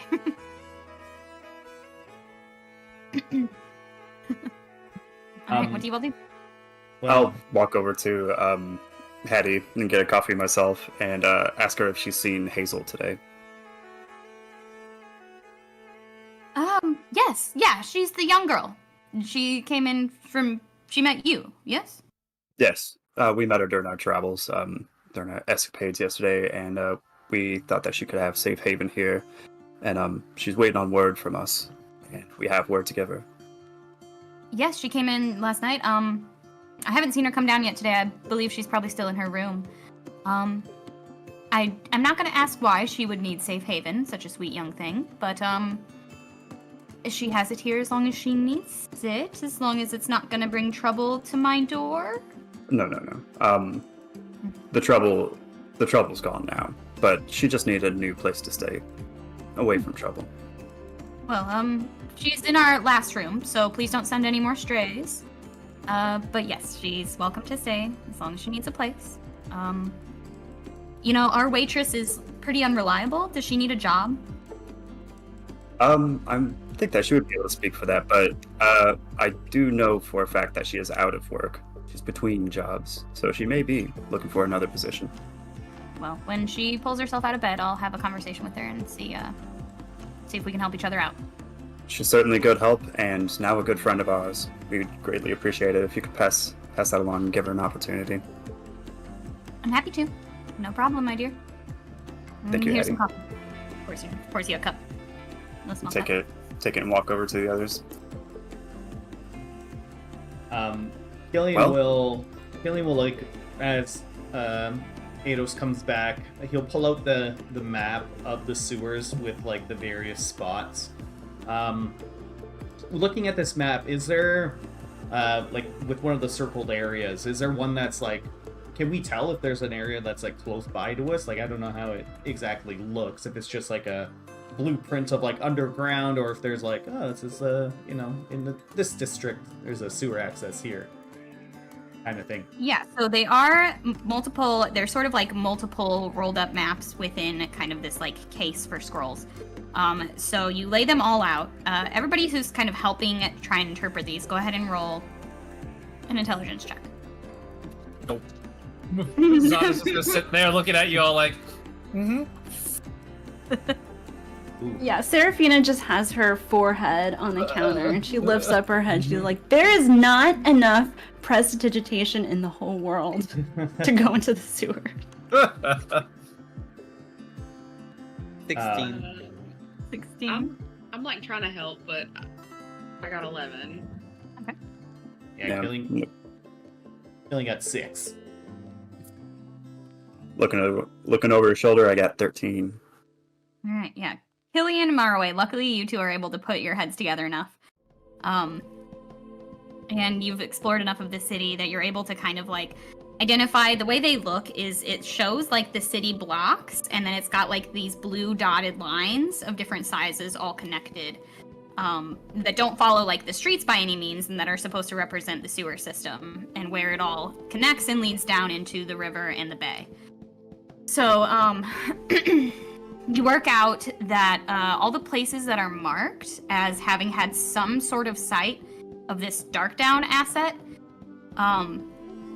especially Maraway, he's like, oh look, they're all kind of like, they're all within this like 1 mile circle, sort of. Like they're all right within this mile of each other, and they don't get further away than that.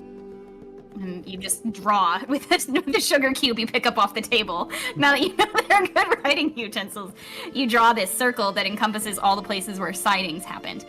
And they're all within like essentially a 1 mile radius of this particular block in the, make sure I don't get this wrong.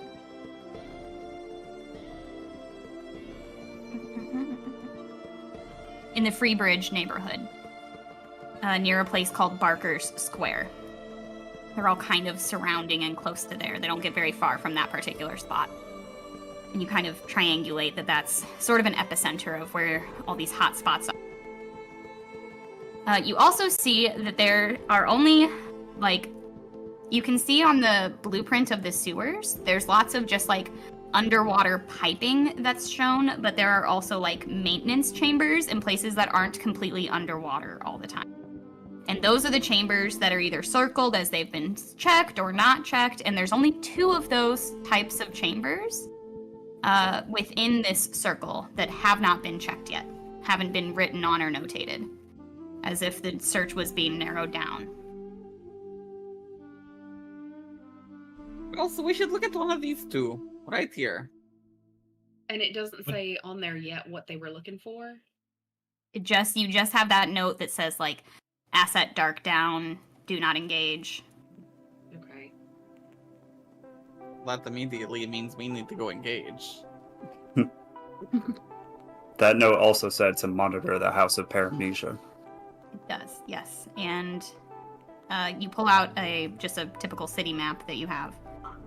And lo and behold, the House of Paramnesia is marked as being in,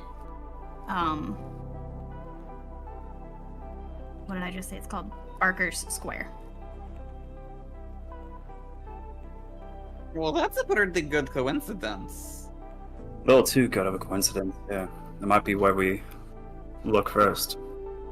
Oh, well, I was thinking we would just avoid it, but I like your idea better. If we're Yeah. choosing between that or the sewers, let's go to the house. Well, I would just, I think it's best to, exercise caution at this House of Paramnesia. As Valka said, the owner of the establishment is a master of, erasing memories. So we don't want to forget one another. I already barely remember anything, so that shouldn't be too difficult. You are our trump card, Marroway, in this situation. But if we're gonna head over there, I do want to get a little bit more prepared, and just in case any more devils show up, this armor isn't quite cutting it, so need a little bit of an upgrade if we have the time. We've got the whole day, don't we? Got the Yeah. whole week. Nobody's expecting us. Yeah. All right. Shopping No. trip. Shopping montage. We're not even, first lack of time, we're gonna not even montage it. You guys head out toward the Freebridge neighborhood, and you do keep your eyes out for an armory of sorts. And Kilian, you're able to find one, and you can go ahead and purchase. What was it you were gonna purchase? I'm gonna grab some studded leather. Ooh. Is it because he's a stud?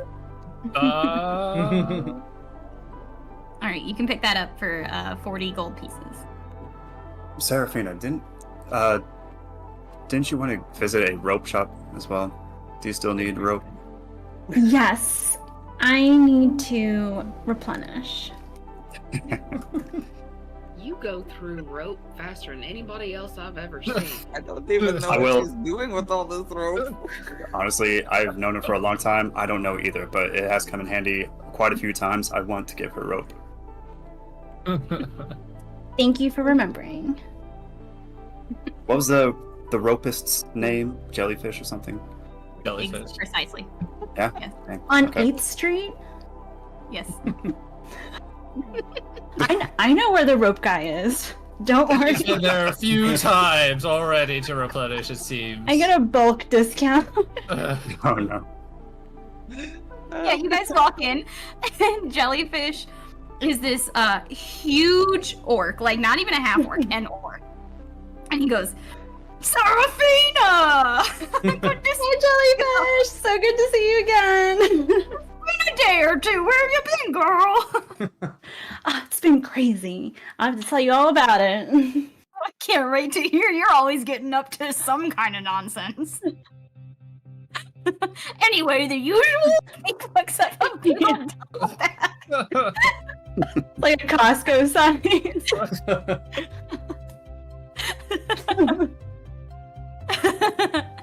And he says, "Yeah, I got this. It's a new kind of braiding. You see?" And he like pulls it Ooh. up, and he's like, "It's 4 strands instead of 3. It's good stuff." And he puts it back in, and he's like, is, "So you can go this ahead is and add. gorgeous. You can go ahead and add 100 feet of rope for 1 silver. Your inventory." That's the Seraphina discount. This is such a great deal. Thank you. It's always cheaper when you buy in bulk. That's what I tell people. I'm saving money. Ados is gonna look around the shop and see if this guy is seriously just selling rope. Just different. Roll an investigation check. Okay. I'm so scared of what this result is about to be. Yeah, is it for fishing? Or is it for Oh What's the no! rope being used It's- you know what it's used Is it There's for. a- novelty rope There's a secret back room. behind the beaded door? That's a 9. I've never been to a place like this. I mean, there are lots of different kinds of ropes, all What? hanging up in like nice displays. There's some like even in like a glass case, like it's very special. But to you, it's just a ton of rope. That's it.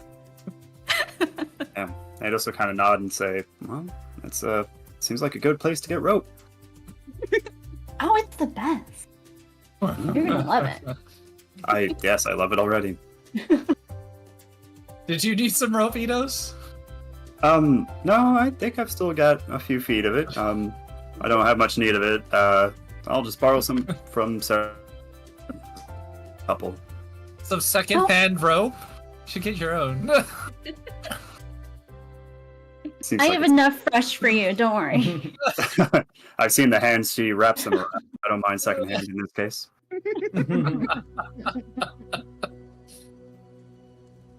You both have a lovely daydream about Papillion. Okay. Wow.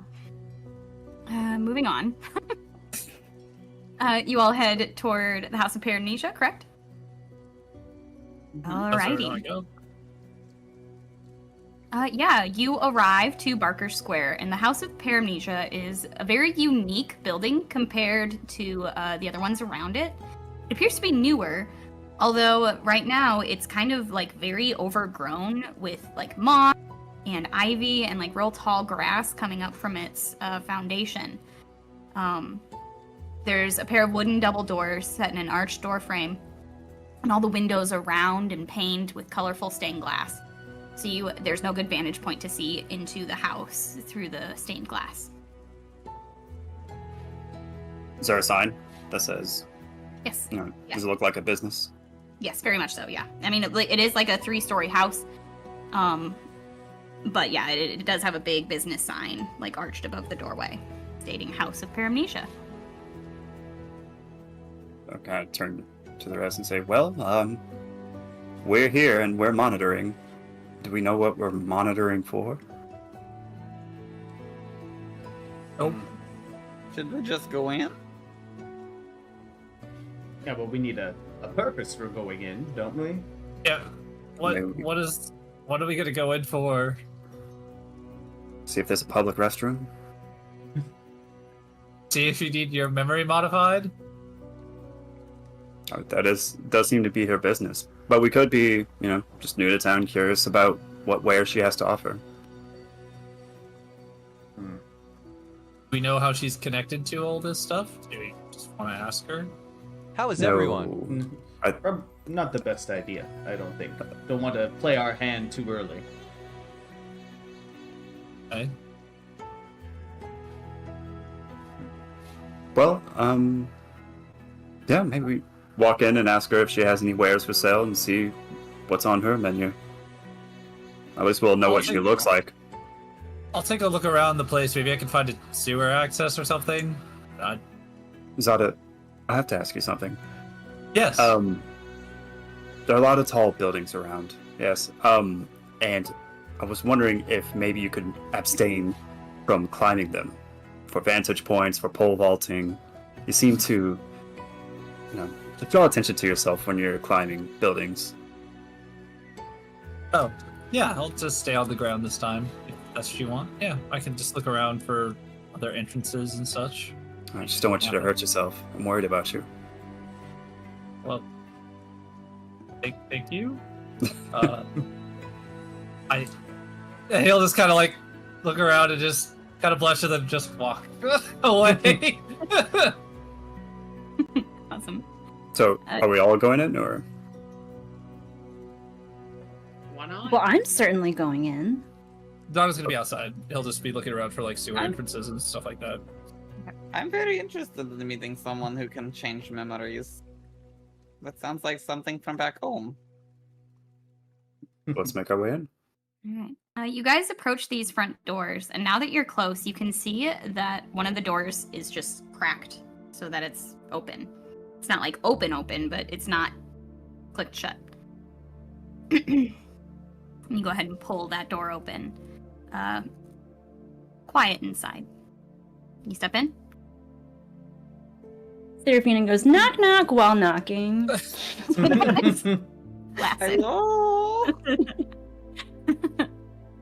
All right, yeah, this door swings open, and you're on the first floor, and the first room you're in is this it's a large foyer, and it's furnished as a sort of like waiting room. Like there's like chairs all along the walls. There's a little like table in the center with some like reading materials and small like novellas and stuff. And then there's a hallway past it going a little bit deeper into the house. There's no one inside in this room. This isn't a very good way to operate the business. Maybe she's appointment only, or No one here to answer. do we the have door? free? So the question is, do we go farther and look for her, or do we stand in the door and holler at her? Or She we might- can do both at the same time. Well, she might be. Go in and holler. If I'm afraid if she's seeing somebody, a client will be interrupting. Oh. So maybe we just walk through the house silently until we find her. Can Kilian kind of, very lightly on his feet walk like down the end of the hall, Yeah, totally. kind of like listening out for any voices or anything like that? Roll a perception check while you do this, and I'll describe what you're seeing. 16. Okay. Yeah, you're listening very closely as the rest of your party stays kind of by the front door and are debating how to go about this. And the first door you come up to in this hallway is open. And you peek your head inside, and it's empty. It looks to be an office. There's just a nice desk, a couple chairs on one side, and one single spinning chair on the other. And it's got like some various papers on it. Not a lot. It's not like super messy. Yeah, and that's it. It appears to be an office. There's like what looks like a framed like diploma of some kind up on the wall. That's it. It looks to be like a meeting office of some kind. So he's gonna like look back to the group and give like a hand signal for clear, although no one knows what it means probably. Kind of shrug at Seraphina. Do we have, Ser- we have like Go some, ahead. some gnats, or like what's happening there? I definitely check my cloak. Oh. All right, you go further. Oh, yeah. you also see there's another door in this office to a second room. This door is closed, but there's a sign above it that says Room of Relief. Does that mean it's like a restroom, or? I almost would wonder if they're getting rid of bad memories. That would be a relief. So maybe this is where they do the magic. I cast Detect Magic. And that is, we say this every time, 30 feet, 60 feet? Hold on. I've got it pulled up right in front of me, but apparently I don't. It's 30. You're right. 30. There's a little bit of magic pinging above you, but nothing super nearby. Nothing in this room of relief. Are you walking like toward that way so you can cover the whole room? Yeah. Do you go into the room? Oh no. I'm looking from the outside to see if there's From anything outside the going on door. inside. Yeah, no, nothing in that room appears to be pinging with magic. Same with the office. Well, there's magic happening upstairs if we want to go look. Did we see a staircase in like the front room at all? No. Okay. There is, the hallway goes down further, and you haven't been into the Room of Relief yet. Those doors are closed. Kilian wants to kind of continue heading forward. What the others do behind me is up to them. I'll creep behind him. Seraphina's like, Dun, dun, dun, yeah. I want to look into the room of relief. You know, look in the Room of Relief. Okay, yeah. Ados and Sarah, you kind of follow them through where they're near the Room of Relief store. And the diploma on the wall catches both of your eyes because it appears to be a certificate of arcane attainment from Luminara Collegium of Nerdistan. Both of you are alma mater. However, roll a history check. I hit Seraphina's arm and point at it. Oh my god. Say history. Oh, you know what? It doesn't even matter. I got a 1. Ooh. Eric got a 5. Jesus. Oh my lord. We That's were, legit. we were the popular kids. We didn't pay attention, you know. Yeah, you do not know where your diplomas are yourself. This looks legit. Your Anyway, parents move paid on, so yeah. much for those.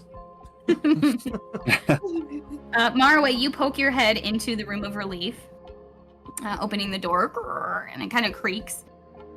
You see a cabinet with a clear glass front, and it has all these little like knickknacks and drawings and stuff inside it that you can see from there. There's also just like a set of drawers that are closed, and there's a large plus chaise lounge and a bar stool next to it. No one's inside. Even seeing that no one's inside, Marway will say, "Hello? Is anyone in here?" Well, it looks empty, everyone. That's a relief. Yeah, and your magic is still not pinging as you go into this room. The room of Slowly relief. close the door back. Cool. Kilian, you're further down the hallway. And you find kind of around a corner, you find just a very basic dining room with a 6-person table and some china cabinet and chairs. Nobody's in there. And then just past that, sort of open concept style, is a small kitchen. And this room, it has stairs on the opposite side from where you are. You can see the stairs leading up. But more than that, you see in this room written all over the walls in various somethings of ink or something.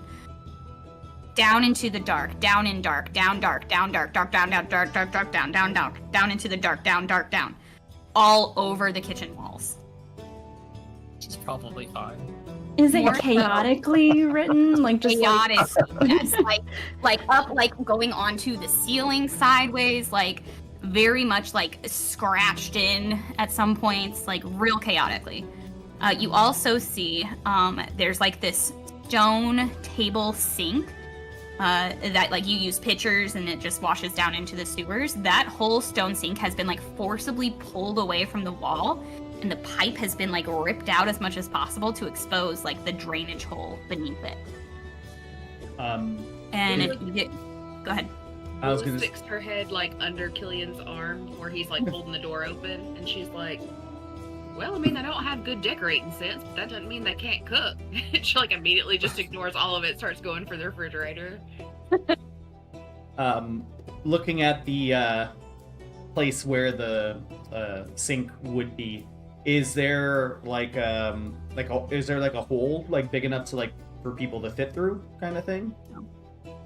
You look down, and it's not a huge hole. So much so that there's a whole book like that's been like attempted to be shoved down this hole. And it's just kind of stuck there. Like a bunch of the binding and the leather has like torn as they tried to shove it down. I'm And hungry. it's like a little bit like water stained. But it's not even big enough for like a regular sized book to go down.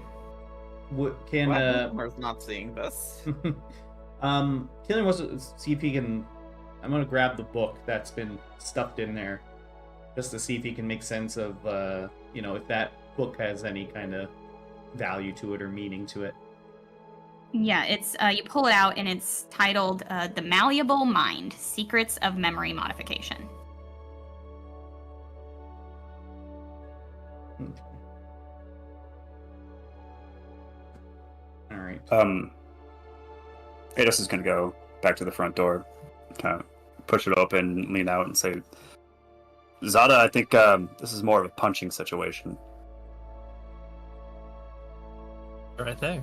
And then Zada moves with an insane amount of movement and he's right there. I'm like way over where you had just kind of found like this like steel drainage like lid thing, like a big grate. And you're like, well, I know where that is now. And then you go booking it back. Yep. I'll close and lock the door behind him when he gets in. Cool. Okay. Yeah, you all head into the kitchen where Kilian is studying this book. Yeah. Yeah, What's Kilian, it reading? appears to be... Sorry, go ahead, Bobby. Marwa just wants to know what he's reading. Yeah, you kind of flip through it, read through some random pages, and it does appear to just be, some mage wrote this as a treatise about, is essentially like studying the modify memory spell, when it works, when it doesn't, how to use it in creative ways, the therapeutic effects of it. It like is right in line with the kind of place that you're in, what you know that this girl does for a living. But for some reason, it was shoved into this drainage hole. Peer into the hole and see if anything else was put in there, or if I can see, anything down there. Roll a perception check. Perception.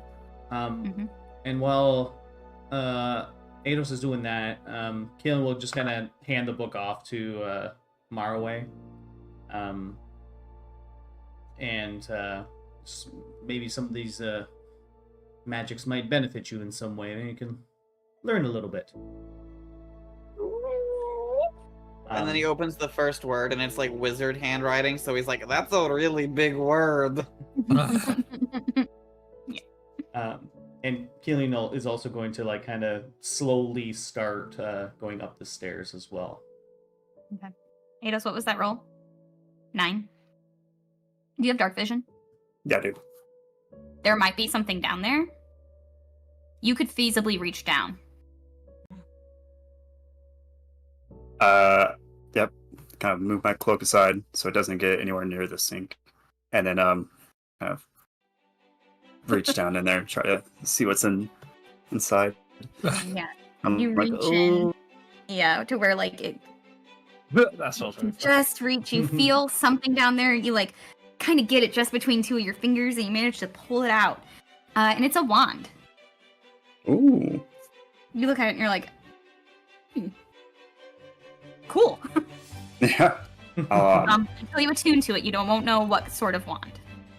Okay. Yeah, I'll kind of shake the goo off of it and put it in my belt. Cool. It chose you. Trust me. The wand chooses the wizard. In this case, the sorcerer. All right. Kilian, heading up those stairs slowly. You get to where you can kind of like peek around the landing, and you see the tops of bookcases, lots of them. There appears to be like a library above you in this first room. Yeah, Kilian just wants to kind of quickly peruse like the types of books that are in the bookcase. Like, are they all related to like memory stuff, things of that nature, or are there other things on there? So this, once you're actually going into the room? Yeah. Yeah, this one, you see through an open doorway into a hallway leading to a second, bigger library. But the one you're in, you peruse these bookshelves. And these appear to be romances of various kinds. Roll for me a d12 for however many book titles you're gonna peruse here. Oh, please roll high. All right. He found a Guidance. library of very specific fantasy books. All right. 6. Your eye is drawn straight to the cover of Siren's Song of Love. Oh, I thought she was going to read 6 titles. I was going to say one for each of us. Aww. No one's up here, right? Yet No. with me. No, not yet. Kilian's just like right in his bag. Yeah. You can add that to your inventory. Siren's Song of Love. And then he immediately like goes out of the room. Yeah. You head across into the larger library. And this one is a 2-story library, whereas that one was just sort of a small, like, more homey reading room library. This one has a balcony around 2 of the walls above your head in, like, the 3rd story of the building, and a sort of spiral staircase leading up to those.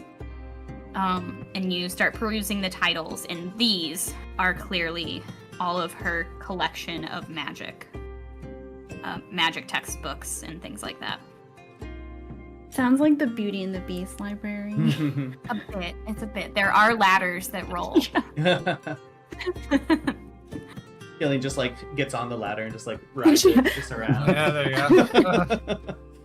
It's like feels just to himself. He's like, it kind of feels like I'm back at Watcher's Point. Whee! Very I much. was You gonna have come up like right then and just be like. I thought I saw something on that shelf over there. Clearly, there's nothing here. Let's continue. All right, and do the rest of you head up? Follow Yeah, I'm along? gonna peek around. Yeah. Yeah, you all, the rest of you go up too? Or do you stay downstairs? I'll head up with I'll her. go up. Yeah. Yeah, you all go up, and you're all like pretty excited about the amount of books that she has. She's got a hell of a collection here, and you are all perusing. Everybody roll a perception check.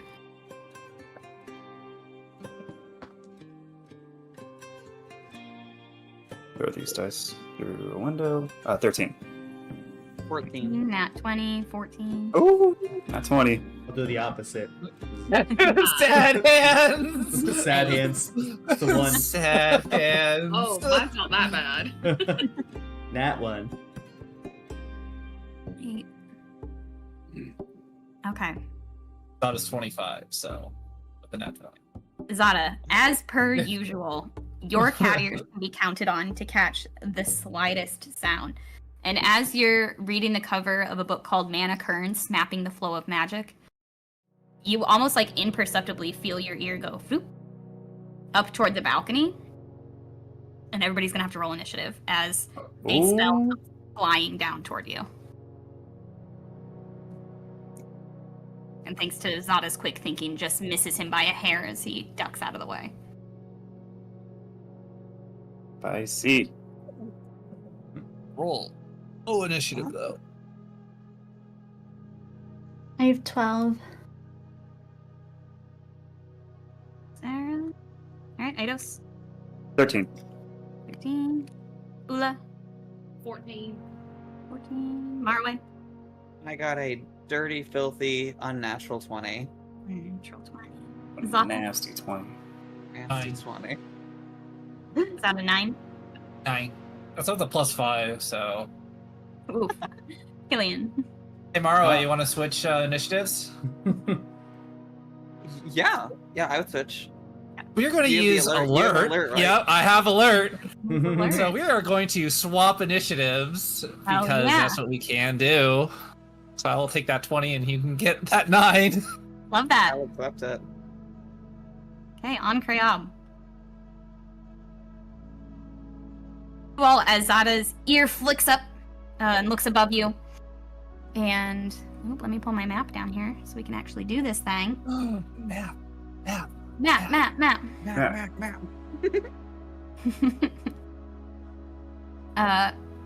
A mage wearing this dark cloak, this woman in a dark cloak with white hair, and another person holding dual dagger, looking down at you after popping up from behind the balcony on the second floor. And the shadow agent is going to throw up a hypnotic pattern at you all. Do we have the Yeah. map? I don't Do see a either map of yet. these people- Oh, yes, sorry. Hold, please. Do either of these people look like the woman? I wrote her name down. What was it? Eureka Fairshade. She's the one that we're supposed to be finding here to talk to. Like we've ever seen her before. Yeah, you I don't don't know know. what she looks like. Does she look magey? They have now both. They've now both cast spells at this point. Got a real case of the mage face. Okay. Yeah, okay. She's gonna cast a hypnotic pattern.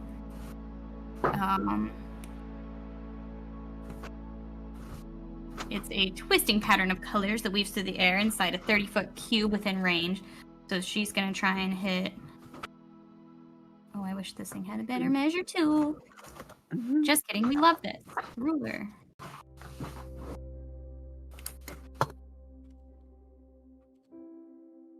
Yeah, so she's gonna cast that at Bula, Maraway, and Zada. So I need each of you three to roll a wisdom save. Okay, that's okay. We're good with wisdom. Why wisdom? It's fine. Easy. Okay. thanks to the lovely magical resistance. I started with a nat 1, but then it turned into a nat 20. Wow. I've never Amazing. had. I've You were like never this, gotten Gwen. the 1 than the 20. Yeah. That's awesome. A roller coaster of emotions. No, look, I rolled the 1 and I was like, oh, that means it's gonna be like a 3 next. So that's Okay. gonna be a 23 when all is said and done. Yep, a 23. Bula, what was yours? 19. 19. Zada? 22. 22. Okay, you all save. And it does not do anything otherwise. Hallelujah. Hallelujah. I lost my initiative. There we are. Okay. Zada, you're up. Okay, for some reason mine's not loading, so I will go to the closest person and go punch them in the face. Hit 'cause that's that what I'm gonna do. refresh. Yeah, it's how much- refreshing. How much movement do you have? I, now, as being a good, super cool monk, have 45 movement, and if I need more, I can also use Step of the Wind to double that movement as a bonus action. Okay, good, because you're gonna have to get up some stairs here. Ooh, wrong measure tool.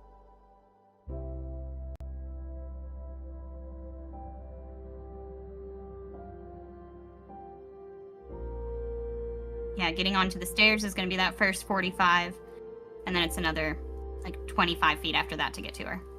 Yeah, so I'll use my bonus action, Step of the Wind, to give myself, not using a focus point because I don't need it, but just as normal, so I get basically just kind of action rogue. Get up there, and then I can punch him in the face, as I like to do. You can punch her in the face, because we're equal opportunity punchers in this house. Oh yeah, definitely. Whoever I get, I'll punch whoever's in the face.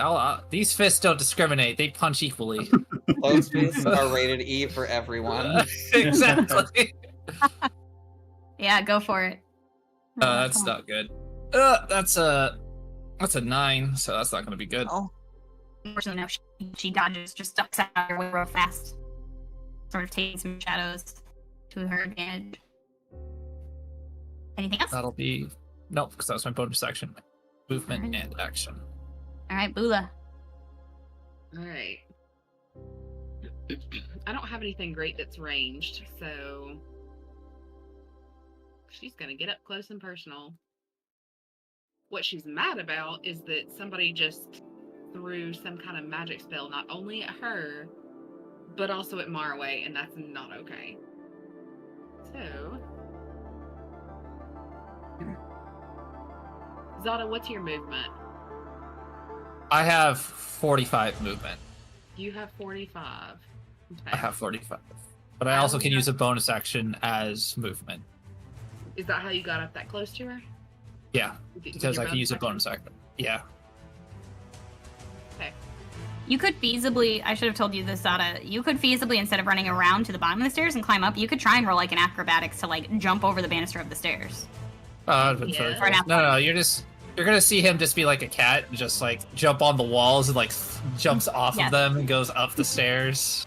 Yeah. Oh my gosh. Okay, well, she's gonna acrobatics. All right, cool. To try and get up the stairs up to the mage. Can we call it athletics? Yeah, absolutely. Yeah? Yeah. Alright, so that's gonna be a 16 then. Yeah, that'll do it. You managed to make it a beeline instead of having to run kind of a roundabout way to the bottom of the stairs. What's your movement speed? 30. 30. Okay. You don't quite make it to her, though. You're real close. How close are we talking? You're 10 feet away. 10 feet. You're Alright. just kind of behind Zada. Well, that doesn't do anything for my great axe, but I do have a glaive. You do have a glaive, and that has meat. Do have a glaive. Yeah. It's kind of like an axe on a stick. Kind of like an axe on a stick. That's the most Appalachian thing I ever heard. Except an axe is already on a stick. It's an axe on a stick on a stick. It's on a long stick. On a longer stick. Hey, Stick Nation. Oh my gosh. Okay. So we're gonna hit with that instead. With a 23 to hit. That hits for her. For sure. For sure. So I don't think I actually said it as my bonus action. I said it made me real mad because she hit Marway as well, but I didn't say the word rage. So are we still considering? Sure. Okay. Yeah. If that's truly what you meant, I trust you. Fair. Okay. So we are gonna go.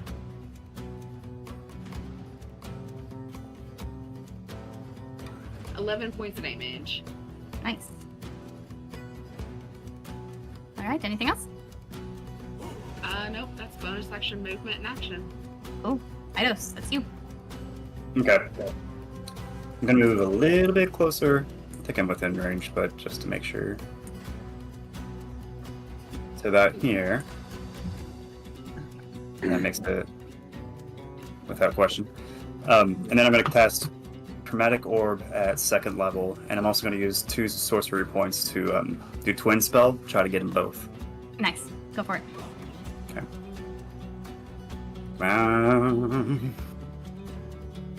15.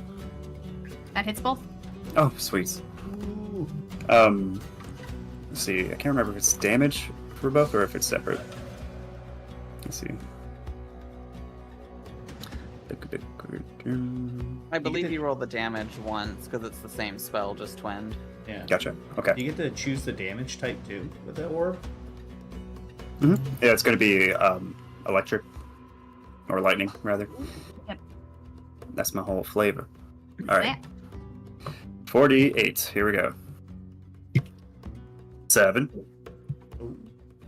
12. 13. And wow, 14. Bummer. 2 ones. Yeah, that's not great. You did some good damage, though. You hit them both with electricity. Just never fun. And that'll be it for my turn. All right. Seraphina? Is the one that's close to Zata the one with the cloak? Well, they are technically both wearing cloaks, but yeah. And they've both thrown spells, so you don't really have much of a way of differentiating them. Okay. So Seraphina, for the one that's not close to Zata, the one towards the left, she's gonna try to cast Sleep.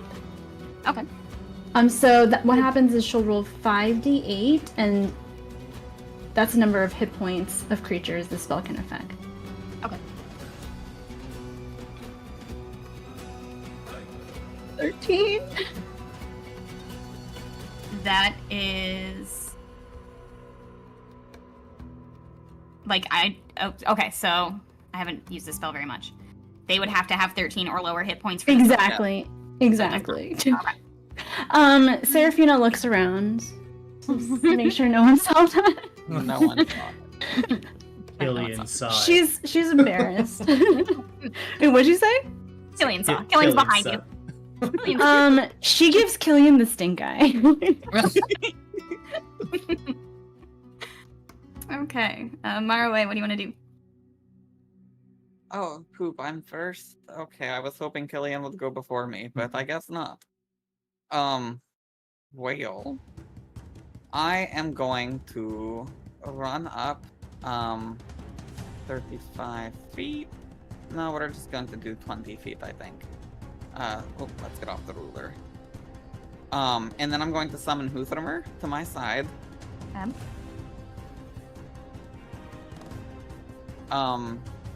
And with Huthermer, I'm going to have him teleport the two of us 30 feet in front of us, so we are both up on the staircase, and I will retrieve my staff from off of Bula's back. Cool. And that's it. Okay, great. All right. Seraphina, the one who you just tried to cast sleep on, to your horror, all of you down below that can see her, you see her cast Fireball at you. So all three of you need to make a dex save down low. Eidos, Jeez. Sarah, Kilian. Who's got the counter spell? Not I. Counterspell with these fists. Counter this. Oh, these dice. Oh, You say Seraphina, dexterity? again. Yeah, dex save. 13 for Kilian. 19. 8. Yeah.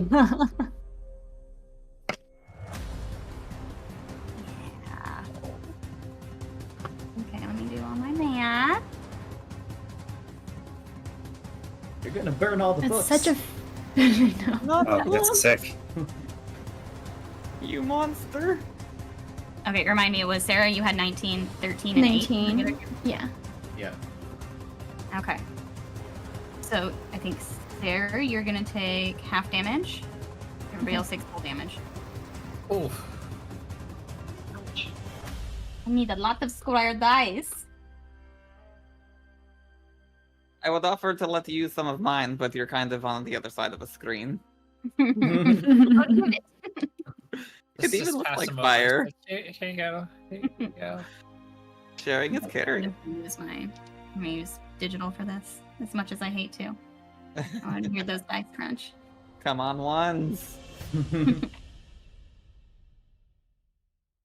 I doing this right? Let me see.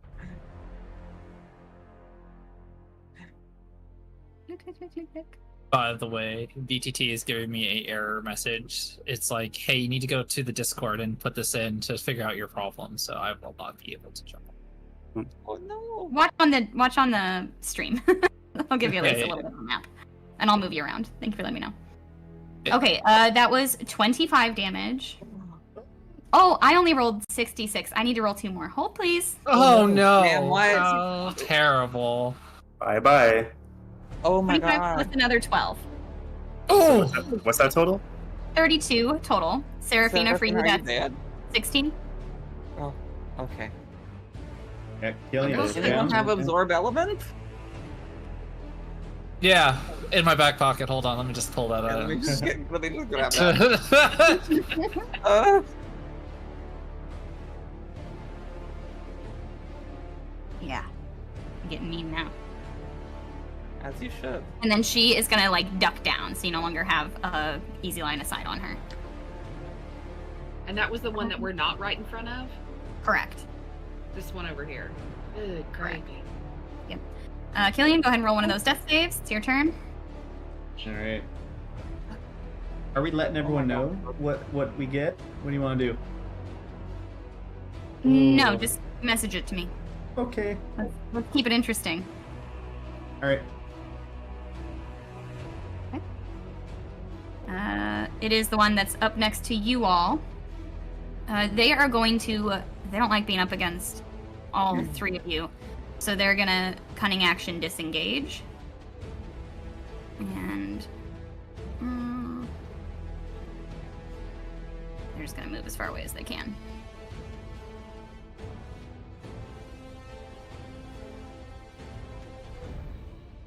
Okay, that's it for them. Zada. Zada, seeing that a giant explosion happened, looks down, sees Kilian just drop to the floor. His eyes he just is furious, and he sees this guy trying to run away from him, but he doesn't care. He's gonna go for the person casting the fireball. He's gonna run right at her, and he will do flurry of blows on top of his attack action on them. Nice, go for it. That's a 23 to hit. for the That first hits. hit. Yep. Gonna be 5 points of damage. That's gonna be now a flurry of blows. That's only an 8, so that won't hit. No. And a 12. That hits. And that'll be another 5 points of damage. Nice. She looks fairly fucked up. She's not looking well. She like goes down with that second punch and is prone on the ground. Good. Oh, he's using his claws. He is slashing yeah. at her. You like scratched down her face and across her torso. She's bleeding heavily. That like horrible and like the puffiness of a cat scratch immediately It swells itches up. real bad. It's so bad. She's like, I'm fucking allergic. Nice to meet you. In Xerxes. Bula, your turn. All right, so we're gonna get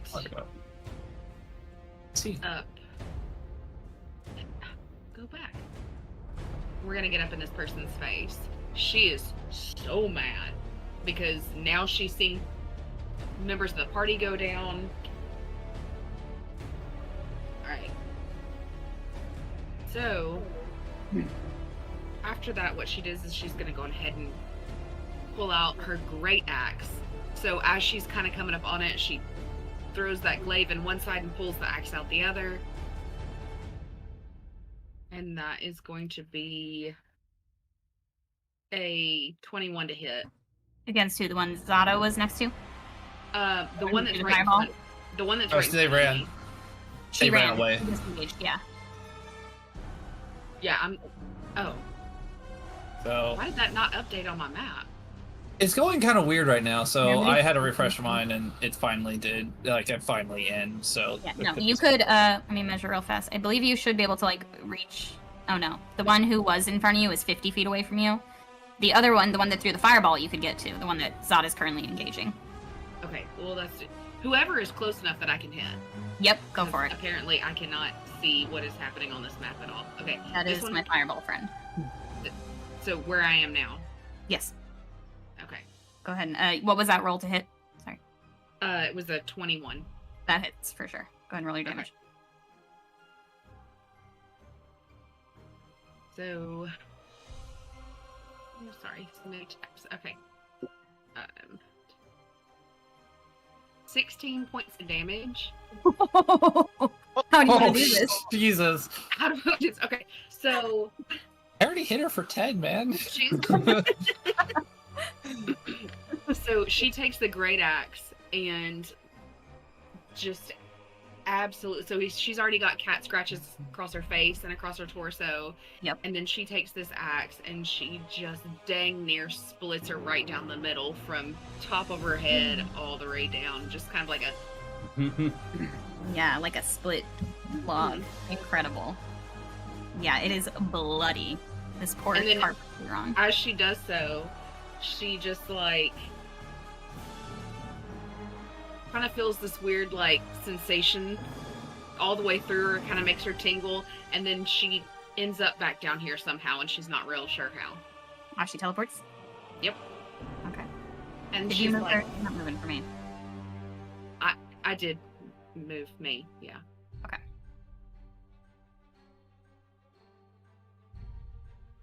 Okay. You said it didn't show up on yours. No, but it will. Okay. I She shall just, refresh. what the heck? She's like, still, her axe is still like dripping blood and guts and gore, but she's suddenly over here. What the hell? Yeah, there's not even a trail of blood left behind. You're just in 1 minute, one spot 1 minute, and in a different one the next. And just pop up in the next. Crazy. All right, Ados, go ahead and roll one of those death saves, You got and it. then message it to me.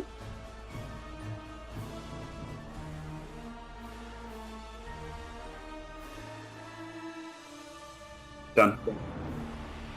Thank you.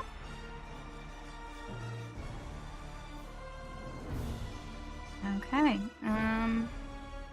Serafina, you're hurting. You saw your friend go down. What are you gonna do?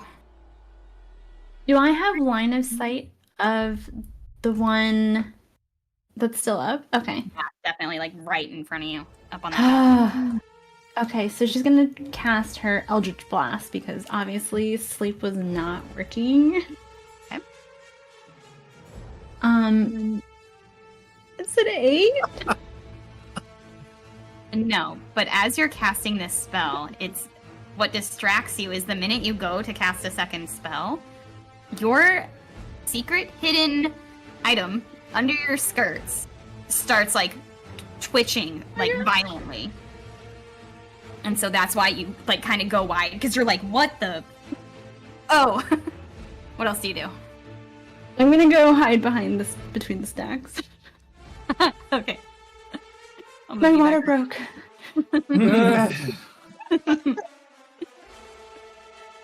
Okay. Marway.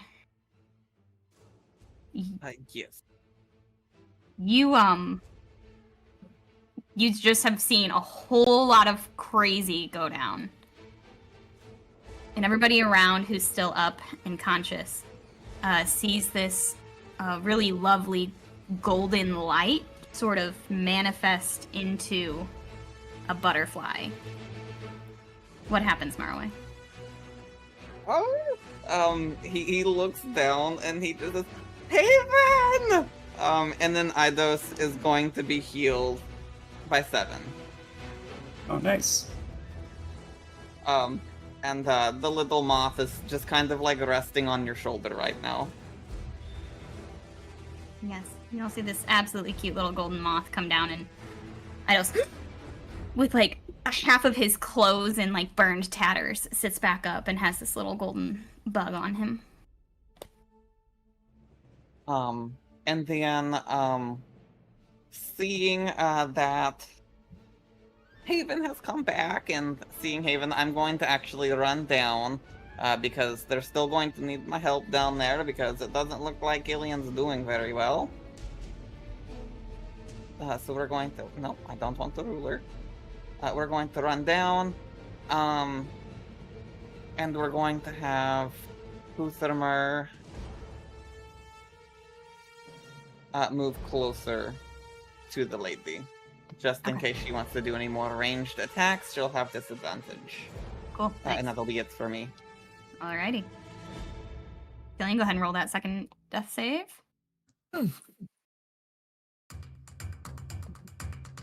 Alrighty. What a bummer if I brought your sister back and you died. Oh, man. That'd be heartbreaking. The way he just looked at you. I missed it. That was the stankiest of eyes I've ever seen. It was like a mix of disgust and disappointment all at the same time. It feeds me. Yes. I eat hate for breakfast. Yes, your tears sustain me. Alright, this agent up above is going to... Man, Huthermer's right there. I mean, she doesn't really know what the heck this thing is. That just came hopping over to her very cutely. So she's gonna go ahead and just throw another spell, but this time with disadvantage. She's gonna give Hypnotic Pattern another shot. Give herself some time. No. I'm hungry. I'm double checking that I know how to do this. Everybody, so Marway, it's a ranged spell, but I don't roll the attack. It's a wisdom Then save. it's not disadvantage, no. It's That's only what I on 2 hit attacks. Fab, yeah. So she is casting it in a 30-foot cube, so no one's really that close together. Marway and Bula, she's going for you too. So both of you give me a wisdom save. Again with the wisdom. 19. Oh, sure. 18. Woo! Okay. Look at that, we're almost twinsies. Yeah, you're both safe. Okay, and she is going to stay in place, but she's going to duck down, so she is not really in line of sight for ranged attacks right now. Zada, that's you. The one you're next to is dead. I just haven't marked them. Yeah. Zada is going to. He did remember Idios saying like not to pole vault, but he's gonna pole vault. So he's gonna use Step of the Wind. He's gonna double his jump distance, and he's gonna try to land on that table and then just run over to Kilian to cast Cure Wounds on him. Roll athletics just to make sure you don't hurt yourself on this jump, because it is a 10 feet in the air. Yes. Step of the Wind helps me at least a little bit, I hope. Yeah, roll with it. Can I use it acrobatic? Can I do it into a cool roll instead? That would protect your knees. I worry about your joint health. Zada doesn't. 13.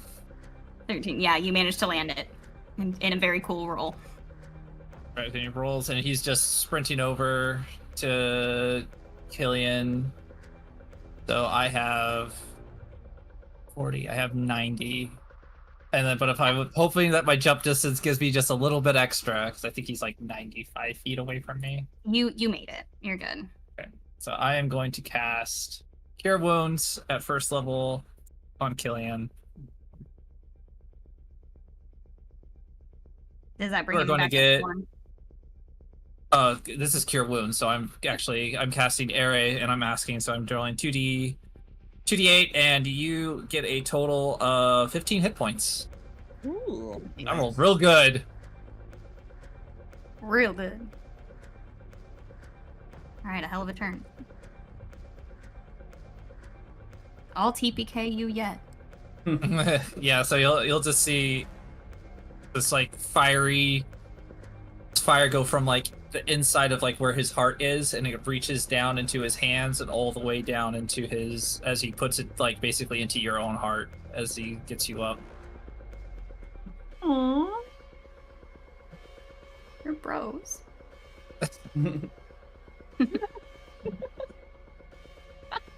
Alright.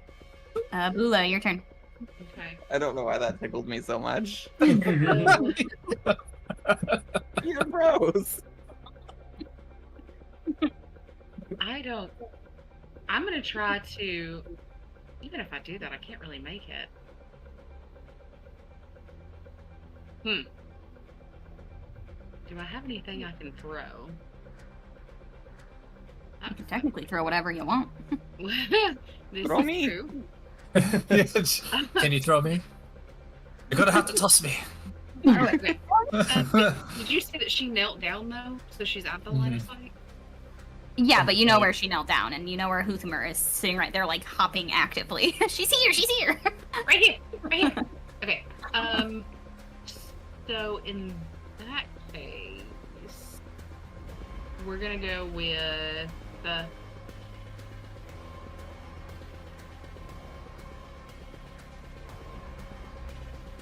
We're gonna throw some hand axes.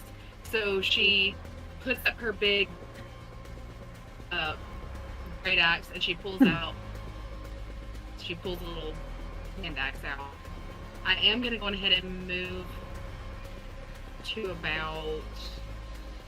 You can try to vault back up on those stairs like you did last time. Yeah, I think that would be good. So that's what I'm gonna do first. Is I'm gonna try. And we said last time you said I could do the athletics. Oh, she's not feeling very athletic this time. It's a 10. Yeah, like you kind of scrape up, but it uses your action to do it. But now you can see the top of her head though. You're up high enough. Yes, but you said that it took my action. Mm-hmm.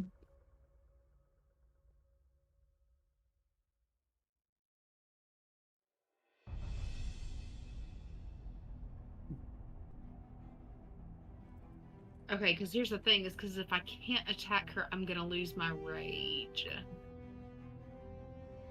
You Which I can guess- attack yourself. Yeah. And Does so that land a hit? no, it Doesn't says have I an have to attack a hostile. Well, you don't have. You have to hit or just attack. He's gonna attack. Okay, if I'm you're gonna throw using the. Wait, no, I but don't- I can't. That's my Yeah, thing. yeah. That She was doesn't my have an action. action. Yeah, you Yeah, might she only has just a use bonus your action. She's Yeah. gonna have to use her rage. You know what? Oh, It's Fire fine. rage. It's fine. If she attacks you, you're fine. Yeah, or take damage. Correct. So Fair. hopefully. Okay. So I'm there. No, not ruler. Go away. I feel like we are struggle busing the VTT tonight. Yeah, it's rough. It's not working properly. Okay, fair. So she's gonna make it to the top of the stairs. It wasn't pretty, but she made it. And then she's just gonna. She's got her hand axe. Shoot. Because then, she ends up elsewhere at the end of her turn. Oh, she teleports regardless, even if her rage ends. No, not if the rage ends. Because if you don't take damage, or you don't land an attack, right, then your rage ends. True. So once your turn ends, you shouldn't teleport, because we've had your things happening after your turn is over. Yes, because it says at the end of it specifies at the end of the turn. Yeah, so you should not teleport. Your rage will end, but you shouldn't pop somewhere else. Nothing happens. Nothing happens. You're holding two hand Sometimes axes, nothing happens. but you're like, calm Nothing down happens. because you see that your friends have gotten back up. Your rage just dissipates a little bit once you see everybody up When and I alive. see that they got up and they're not dead, then I'm I just gotta kind of be like, honest. okay, all right, okay. The specific wording Kara was using right there had me concerned. She's like, you shouldn't teleport. And then I was waiting for you to be like, okay, in my turn. She's like, but you do anyway. I was waiting a little bit too. Maybe. All right, so I literally ugly vaulted up some stairs. Yep. That Word. was my whole turn. Well done. Ados, back up to 7 hit points. What are you going to do? At the start of his turn, he's also going to get 8 more hit points from Haven. Ooh, Love thank it. you. Love that little butterfly. You feel just the warmth of this little cute moth sitting on your shoulder, and you feel more of your burns healing. Thanks, little buddy. Did you say they ducked down out of sight? Yeah. That's cool. It's gonna make this a You lot see less Haven- interesting. You see Haven, Marway's other familiar, floating there though, just floating in the air Hoothammer. above where she was. Hoothammer. Hoothammer. Yeah, sorry, Hoothammer. Okay. I don't think that's gonna make. Fun. I still know where they are, but I don't Yeah. think it's gonna make much of a difference. Let me see how much I can move. Ooh, After not we can much. move up. Yeah. Have to stand up. Oh, I'm prone, right? Yeah.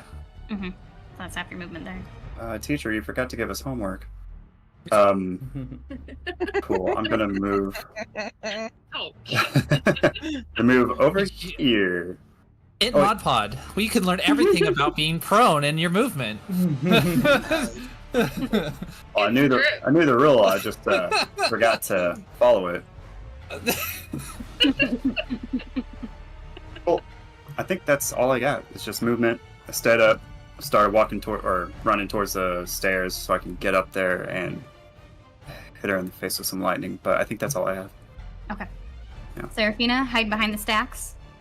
I am behind the stacks. Unfortunately, I'm just gonna be here taking care of business. I'm gonna lift up my skirts and check to see what's going on with the egg. Yeah, there's a giant crack down it. So I will carefully pull it out and just inspect it to make sure it's okay. And so I'm gonna just babysit it while it's cracking. I'm gonna sit on it like a chicken. You feel it. Luckily, it soothes you a little, but you feel like it's still moving. Like you don't think this is a dead thing inside the egg. Okay. There's still Okay. little movements happening that you can feel, especially sitting on it like a chicken. I don't feel like I can really leave it right now. Can I please have some art of Seraphina chicken? Seraphina Oh my chicken, gosh. please. it's like holding all of her The skirts elegance. up like this, and squatting And all ugly. you see is feathers It's like- and chicken legs under the dress.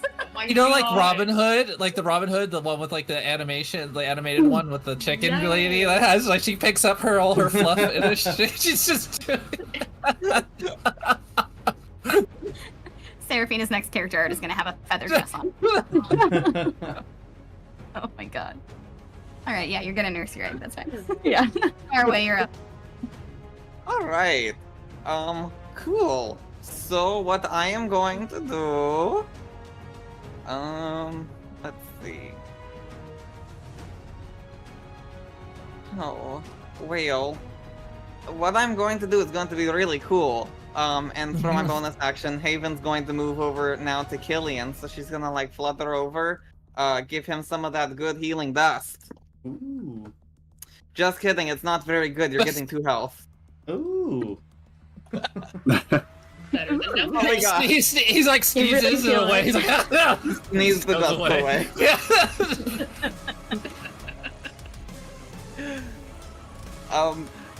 Beautiful. And then Huthamar, we're going to have him float down here. He's gonna take an attack of opportunity if you would like to take one. I sure would. Thank you for the offer. Of course.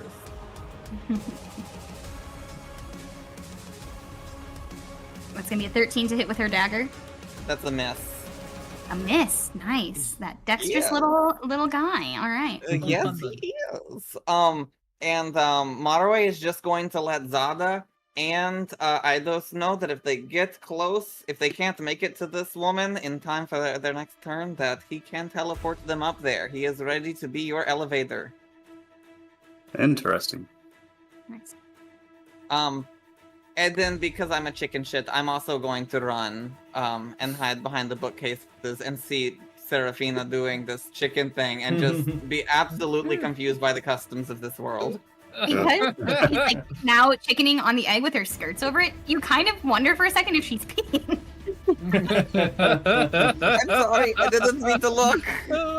I need a private moment. Occupied. Acapado. Oh no. Oh, okay. Good turn, Kilian. Kilian's going to get more healing dust for the start of his turn. Okay, great. That's gonna be 7 health, and then Haven's gone. Nice, lovely. Big Bye, deals. Haven. So Kilian getting up is last thing he saw was a giant ball of fire coming at him. So he wakes up and just basically starts like patting himself, and then there's also Zata's like fiery healing at him. So he's just like ah. And then he accidentally like smacks your little butterfly. It like goes away. He squished Haven. You're a monster. Kilian just like, what? Where? What? And then he just sees Zada in front of him. He says, Zada, where's the enemy? Looks up. Kilian will get up half of his movement speed, start moving over while like keeping an eye, his eyes like affixed on. Can you see the person up above? No, not yet. She's ducked down. No. Okay. Cool. Yeah, that's that'll be. No, Kilian will. I'll take the dash action. Okay. To move kind of towards the. Let's say more towards like around this table, just about and then that'll be Kilian's turn. Great. Okay. It is her turn, so you all see her pop up next to the wall. And she's getting a little more desperate. She saw her friend go down.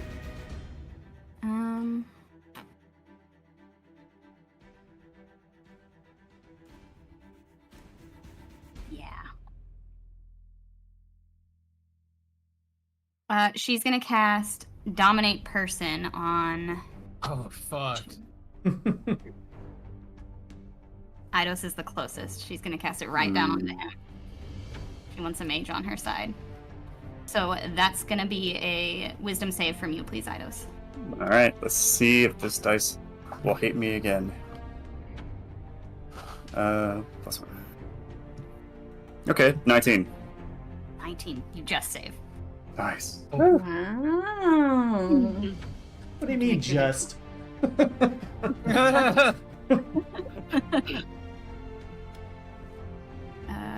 I'm making sure there's no for if you succeed. I don't think there is. You should be good. Okay. And then, lo and behold, she's gonna duck back down. Sada, your turn. Is going to again run up, go to the table. First, he's gonna like run by Eidos to just kind of like put a hand on his shoulder. It's kind of a reassuring thing, and just kind of give him a quick smile. Jump on the table, jump up on the. Try to jump like where the light is, and then jump off of that to get up top. So he's gonna try to use acrobatics to get all the way up, and he's also gonna use step of the wind again.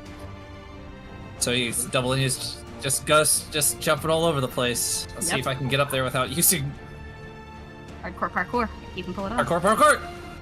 Capcore. Natural 20 for a 23. Nice. Damn, that'll do. This is the third at 20 today. Yeah, truly. I roll that'll do. good or I roll terrible. There's no in between. Wish I could roll like that. Damn. All right, yeah, you make it. You're right up in her face. You get up there and you see her duck down, and she watches this. You just like literally just leap over the wall from so far below. She's like, "The fuck," and you're right in her face. Yeah, I'm just gonna look at her, and then I was like, I hope you're prepared to see your maker today. And then he's going to just go claw. So that's a 12 to hit. Does that 12? I think 12 hit the other one, but I don't know if it does this one. Doesn't even hit this one. Okay, so then I'm going to do Flurry of Blows for the last my points. Natural 20. What? Are you joking? Oh my gosh. The Zana dice is really good to me, or it's really bad to me. It doesn't discriminate either two. So this is double damage, so it's max damage for me. So that's a D6, so that's 12. And yeah, let's see what's I rolled really terrible. So that is 12, 15, 18 points of damage though. You blacken one of her eyes. You feel part of her skull crunch beneath your Oh, these are claws again. So this is like the claws going into her face. Take an eye with your claw. Like, you come away with eyeball jelly on your claw. Then he goes for this other claw. Please do. It is a 19, so that is That hits. 24. 6. Yeah. That's 7 points of damage. Yeah, how do you want to do this? Nice. He's just going to put his claw, just basically just like go up into her chest, just the claws into it, and then just say, for Ere, for vengeance, and then just drop her down on the floor. Oh, actually, he'll throw her over the balcony. There you go. I did that so much. Y'all got me this time. The dropping of incredible. Yeah, just a wet smack as she hits the ground. Yeah. He's dead. Dead as dead can be. Oh yeah, Eidos definitely jumps at that. Oh. God. This is right beneath you.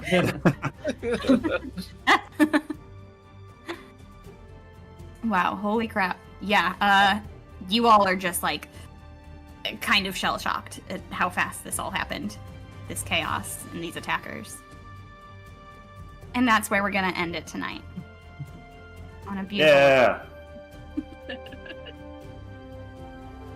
Yes, thank you. That was very fun. We will be back next Monday, 7 p.m. Central, 8 p.m. Eastern. Make sure you catch Tea Time on Wednesday if you want to hear all the hot goss about all the things we learned tonight and all the terrible and great things that have happened to our friends along the way. Check out our podcast. Check out all the other things we do. Anything else before we go, team? No. Stay safe. Stay safe. Be healthy. Roll out the Going around 20s. again. Yeah, Protect roll your your joints. 20s. Protect your Protect your Protect your joints. joints. Protect your joints. That's key. Protect your That's key. joints. And If Fist you're bump. over Zada. 30, don't jump off balconies. Or If have you're under everybody. 30, go ahead and start protecting them. It starts then. Yes, yes. or have Zada's Only you can dice, prevent. and you can do anything with Zada's dice. Yeah. Definitely. All right, bye everybody. Thank you for watching. We love you Bye. all. Bye.